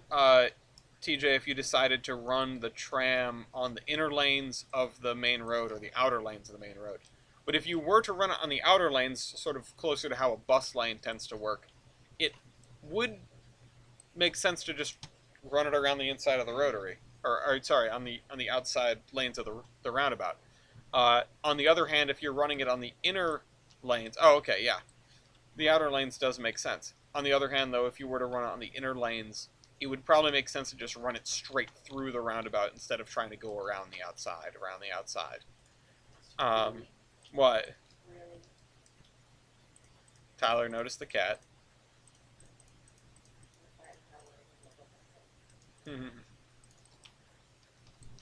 Tyler, you gotta come visit. You gotta come see the cat and also 2 foot. And also Lafayette, yeah. You know. You kinda don't. So, just because he's dumb doesn't mean he doesn't deserve love. No, he does deserve love, but we all know what Tyler's coming here for. He deserves all the love. Look at that face. Oh, I can hear the cat from here. Where the hell is he? I can't turn around anymore. My back is effed up from looking at the television.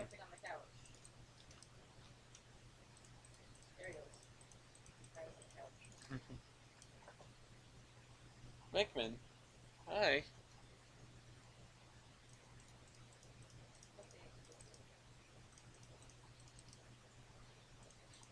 I need to go to a chiropractor again.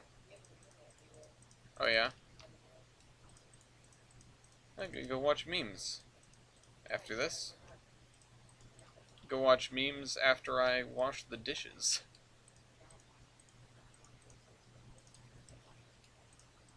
You don't want to hear the Simlish? But I thought you loved your Simlish. Man, I completely forgot today was Thursday. Hi, Mew. Yeah. No, I thought you loved the Simlish. I mean, if I'm gonna start streaming it, I'm not gonna stream The Sims mute, so I better get used to it, I guess. Well, I mean, you could always just mute your own speakers, and then have the OBS pick up the game sound. Yeah. I don't know what I'm doing. Because you have an external control of your speakers, sort of like I do. Like, if I adjust this, and if you adjust your alternative, it doesn't make a difference to what the people watching your stream hear. It only makes a difference to what you hear. Which is why it's kind of tough to figure out, okay, what's too loud, what's too soft for, to match with my voice. Yeah. Hi, Venkman.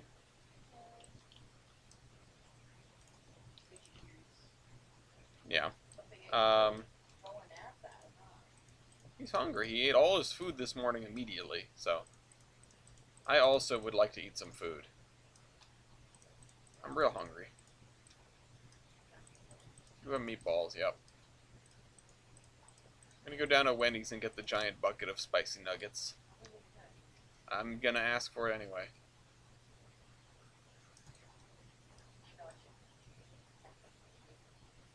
No, don't look at it yet. It's not midnight. We've got a couple hours before the cat fact of the day. Maybe someday I'll be streaming at midnight and you can tell everyone.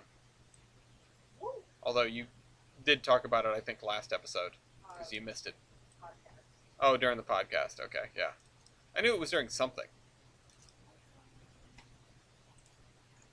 Alright. I just crushed some takeout from Outback. Nice. I can't even think about what I would really want. I know what we have in the house that I could make. Or just eat as is. But I don't even know, like, if you ask me what I would get from a restaurant right now, I don't even know what the heck I would pick. Honestly, what I kind of would like is Gloria's sweet and sour pork. Because that's very, very good. I like that a lot. The fried pork with veggies and pineapple. Do we have... Oh, we do have pork chops. I would not complain, that's for sure. But I assume, will you be joining us for the community playdate tomorrow, as it isn't something that you own? I don't know. Oh, okay. It's just Minecraft. It's just Minecraft with goals, as prescribed by a certain individual who we call the Tsar, but who calls themselves Hemlock, in this case. We're going to be doing Minecraft Tsar. Um, I was talking about it earlier in the stream. It's just... you make the Tower of Pimps by completing tasks for an individual. So, it's actually very simple. And it's a lot of fun, because there's plenty of, like, backstabbing, etc. Potentially. Or not. Or working together. Or being sneaky. The good old make a stack of chests, I'm sure, might make an appearance as a goal. But of course, this map is... We have the large house and manor complex and farm with the cabins and everything. I haven't played Minecraft much lately either, although I have played Coggers. Let's see, I've got another 35 minutes. What am I even going to do? I don't have anything unless... I don't feel like doing more scenery. I'll hide the search filter. Oh, you know what? I do want to put up that... Okay, I guess we can use just a normal one.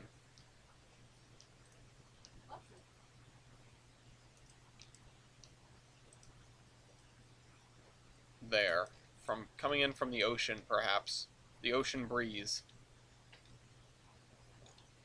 It's gonna be like the Peach Motel. I'm sure it has a name already. It has the Sea and Sand Inn, which we're not near either of those things. But, you know. It's beta Minecraft 1.3 because minecart boosters. I remember making those things. Started in beta 1.12.2, so it's pretty close to home for me.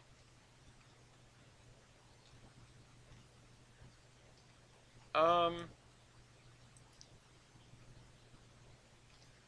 just don't know what to do. It should be called like the Grain and Plain Inn. It's on a mountain. Well, we are quite a ways above sea level. I quoted the excitings of Trainz in English today, and it was so much fun getting weird looks from people. That will tend to happen when you quote the exciting of Trainz. Even around people who know the exciting of... Or even around foamers who may or may not know the exciting of Trainz. Sharing that was one of the best parts of early Apollo. I vote Monkey Bananas bed and breakfast. Let's not do Monkey Bananas bed and breakfast. Actually, 'tis a silly place.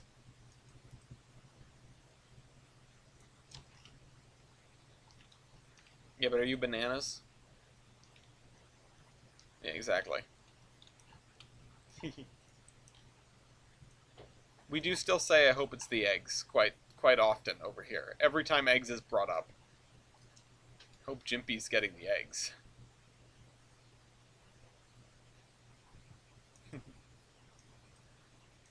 Alright. I guess I'm just gonna go to here or so, because we need to figure out what's gonna go in this area here. And honestly, there are some pretty extensive factory complexes with only one spur. I could do that here.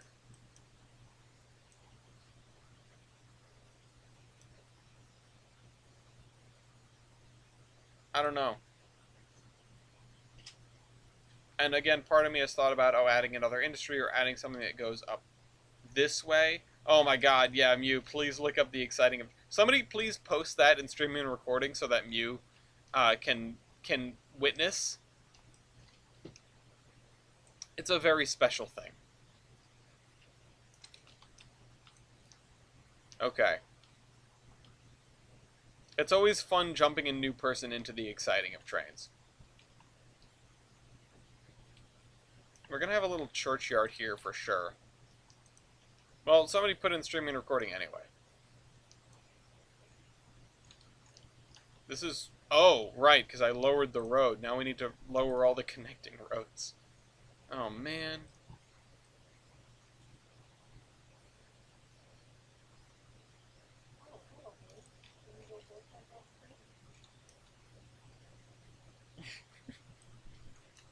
The cat and dog are both going in the crate.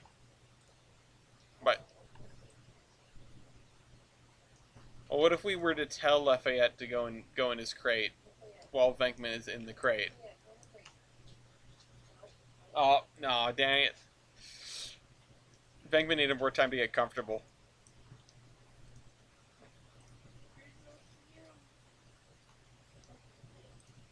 Lafayette, you're a good boy. You don't need to be in the crate.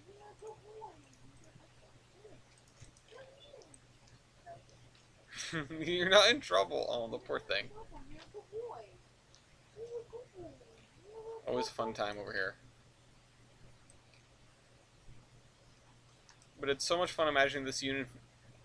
The Lego Movies Octant is Monkey Bananas Limited. Okay.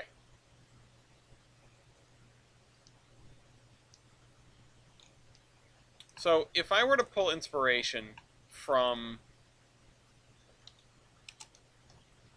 whatever town I was supposed to be pulling inspiration from, which let me write that down again, or let me find out where did I put it? Da da da da da. No, not that. Valley Line. Oh, Kellogg, Iowa. Of course, Kellogg. Name that comes up again and again. So what is this thing in the back? You guys can't see it, but it's a very... Oh, that's not a building. That's a giant pile of grain. Or corn or something. So, okay.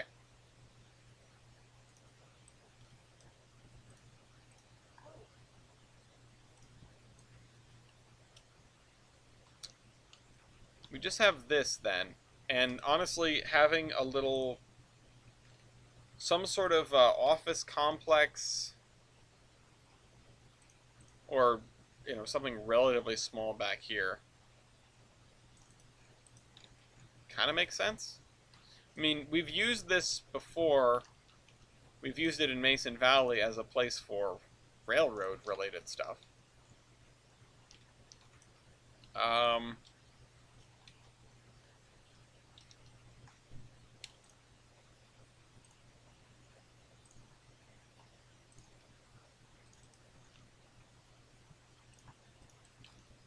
There was also... Hi, Evan. There was also a second grain elevator in the other one. Where is this? We are in the small town of Pan Am along the Gilson Eastern, about 15 miles from Mason Valley, or about 30 miles from Olive. Or, sorry, Mason's Landing, not Olive. Not Mason's Landing, not Mason Valley. The one on the water. Oh, hey, whatever. It's also been a while. Also, I may be late because I'm pretty sure the stream might end later on. Yeah, I mean, we're going to end in about 30 minutes or so, or whenever I get bored, whichever comes first. But we're looking for a good grain elevator, or something that fits on this side. Of course, I could throw down one of these, but that's too modern looking for this area right now.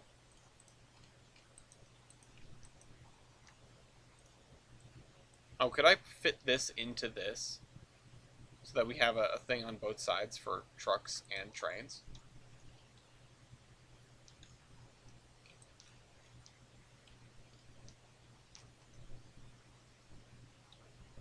It needs to be a little bit better, but yes. Back for the last 30 minutes. Welcome back, Mopac. Oh, you missed us talking about your cat. The cat that doesn't have a name yet. I said it would be fun if we could get the server to name it collectively. But obviously that's up to you, because it's your cat.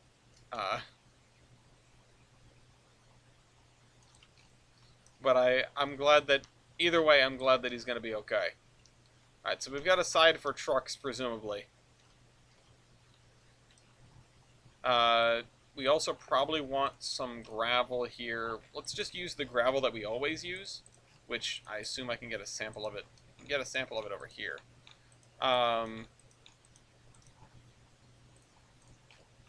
This isn't the gravel I usually use, I don't think.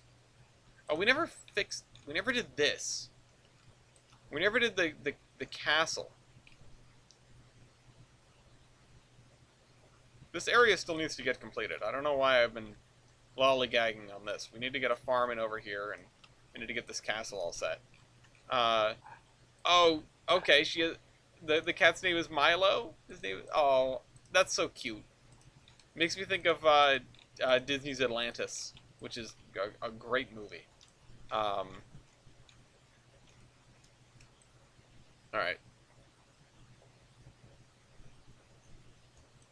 Alright, we're just gonna... No, I don't actually like this gravel. We'll try something else. I like this gravel better than that gravel. That one has a little too much contrast, I think. But also, we're gonna adjust this some more.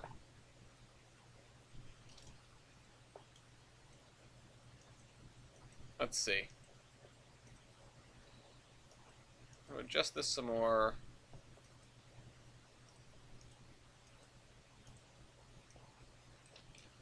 Alright. This is the 50s-ish. Man, I've been meaning to watch Atlantis. Have you never watched it? It's worth a watch. It's one of my favorite Disney movies. Which, I'm not a big Disney movie guy, but it is definitely one of my favorites. I guess it's one of my favorites.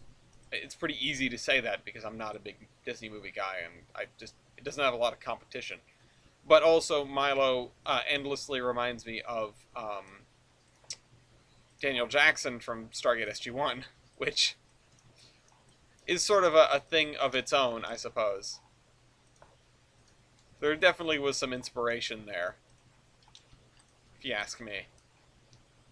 I don't know if it's ever been officially confirmed, but I bet there is something there. Oh, this is not the right grass. I did not want this grass. Whatever, I guess we're using it. Dale, Valine, or Valine, Dale. Do it for Dale. It says it's actually a good connection. I mean, they're both, like, regarded as crackpot. I mean, they've got the same style, first of all. They look very similar. But they have a very similar, like, they were disregarded as crackpots, and it turned out their theories were correct. You know, it's a cool thing. Anyway, watch Atlantis and also, Lafayette. Also watch Stargate if you haven't. It's a fantastic series that Gloria and I need to watch more of because we were doing really well there for a bit and then we ceased to do very well. We haven't watched an episode in like a week. Do you want to watch Stargate tonight? Yeah. Alright, let's see. I think we're gonna really have a mix of dirt and, oh, that dirt texture that I've been using is very, very nice, and we should use more of it. The Dirt and Leaves 01. Again, I feel like I haven't used it because it belongs to something that that I shouldn't be using because it's not in the DLS. It's like part of a content pack, part of a thingy. Oh, whoops. No. I want this, please. And so now I've made the route harder to get for people, but oh well. I might have to do some pruning later on and adjust some things. That's the way it goes sometimes.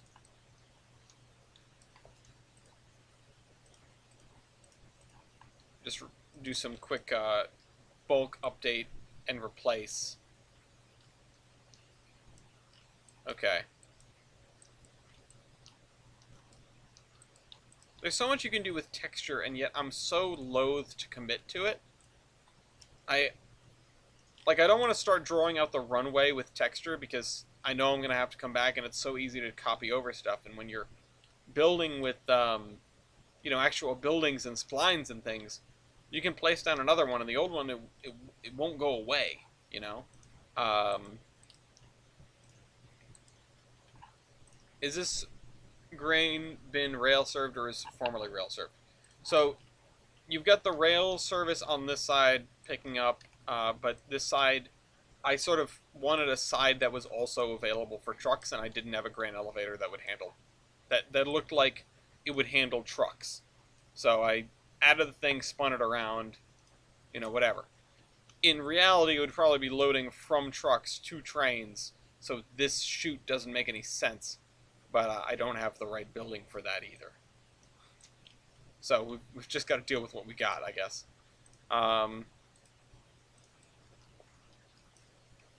And this is the kind of thing that this happens like in the film and television industry all the time, where you fudge something like this, or the game industry or whatever. Anything that has this sort of public facing side. But we as foamers can recognize in movies when it's like a train can't do that,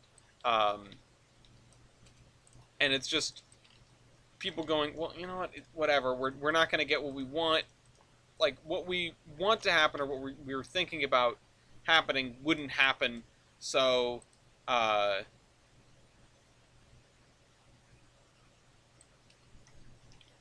uh, you know, we're just gonna fudge it and call it a day.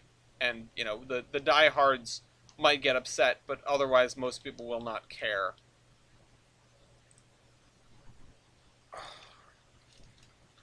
I need like a wooden freight platform.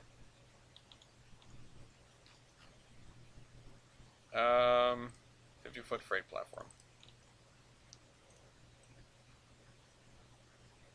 No.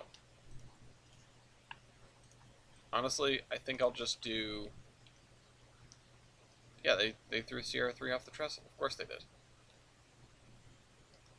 I might just do one of these wooden platforms from back here.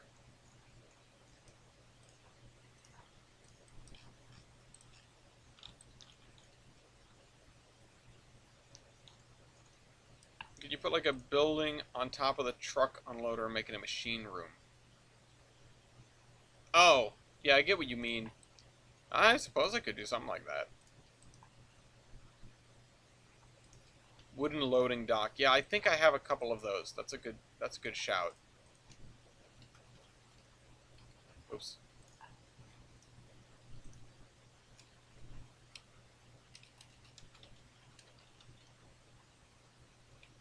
I guess I don't have that. There is something that I was thinking of.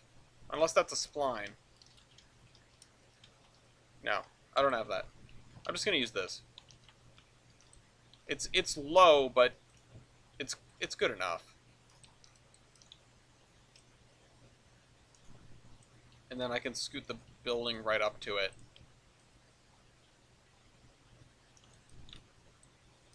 Either way, if I type in,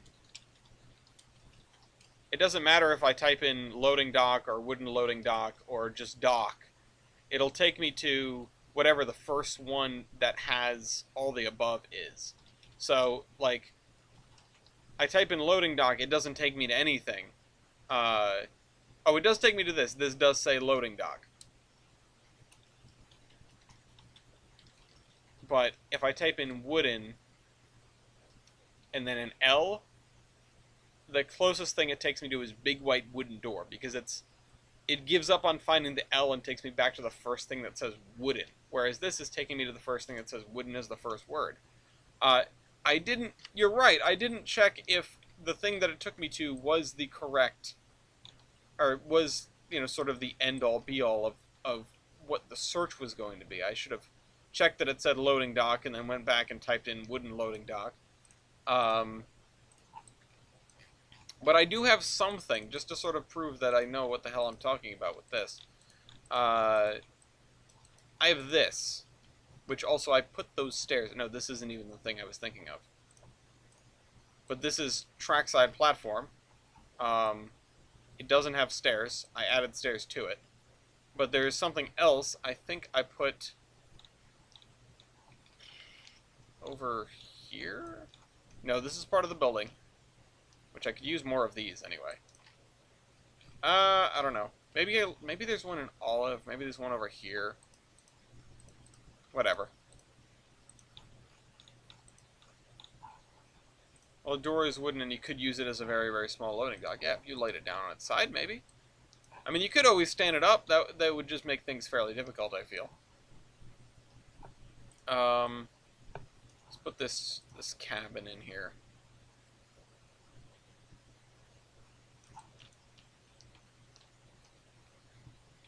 I would like a gravel road, please.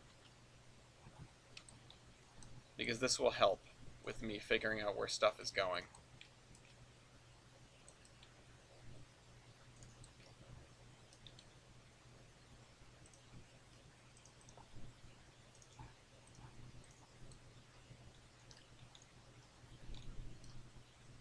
I also want to lower this end so that it's underneath the road here, showing not too much.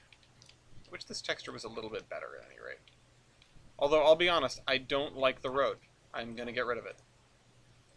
I think that it's inferior to just having texture. In this case. And I'm going to add some more dirt area over here.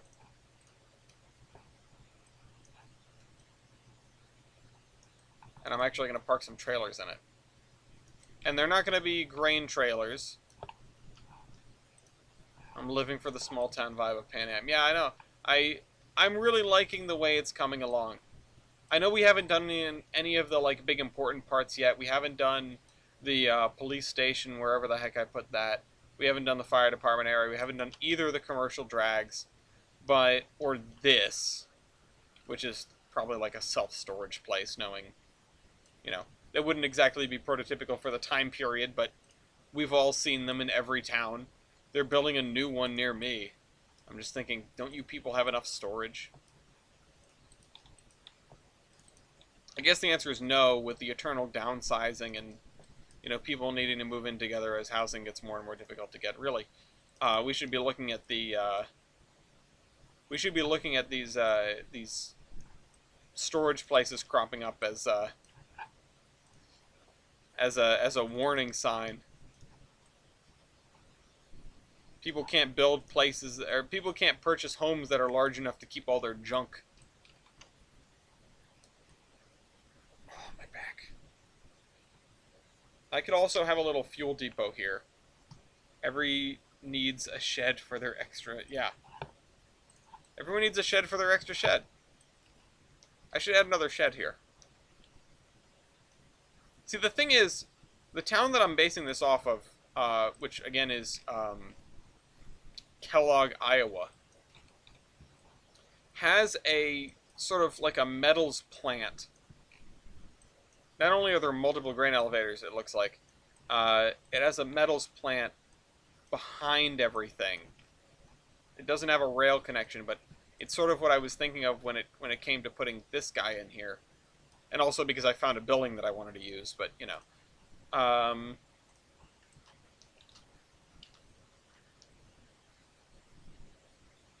I could always scoot this over to here and have a nice little switching puzzle, which actually I might do.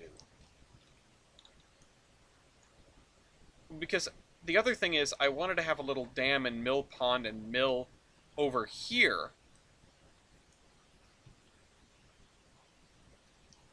But that's pretty far. I mean, do I scoot the river over, then?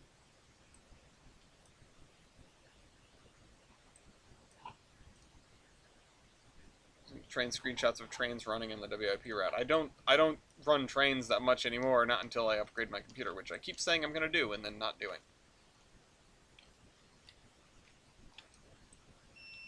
Ah, shucks. Alright, well, we've got to can this thing because my uninterruptible power supply just did a self-test and failed.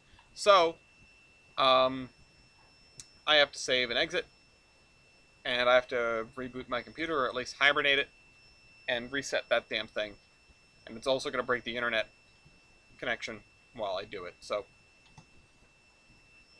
Yeah, I do need an oil depot. I need like a fuel thing. Um, so I hit the self-destruct. Um, it's actually a homing beacon for giant spy balloons.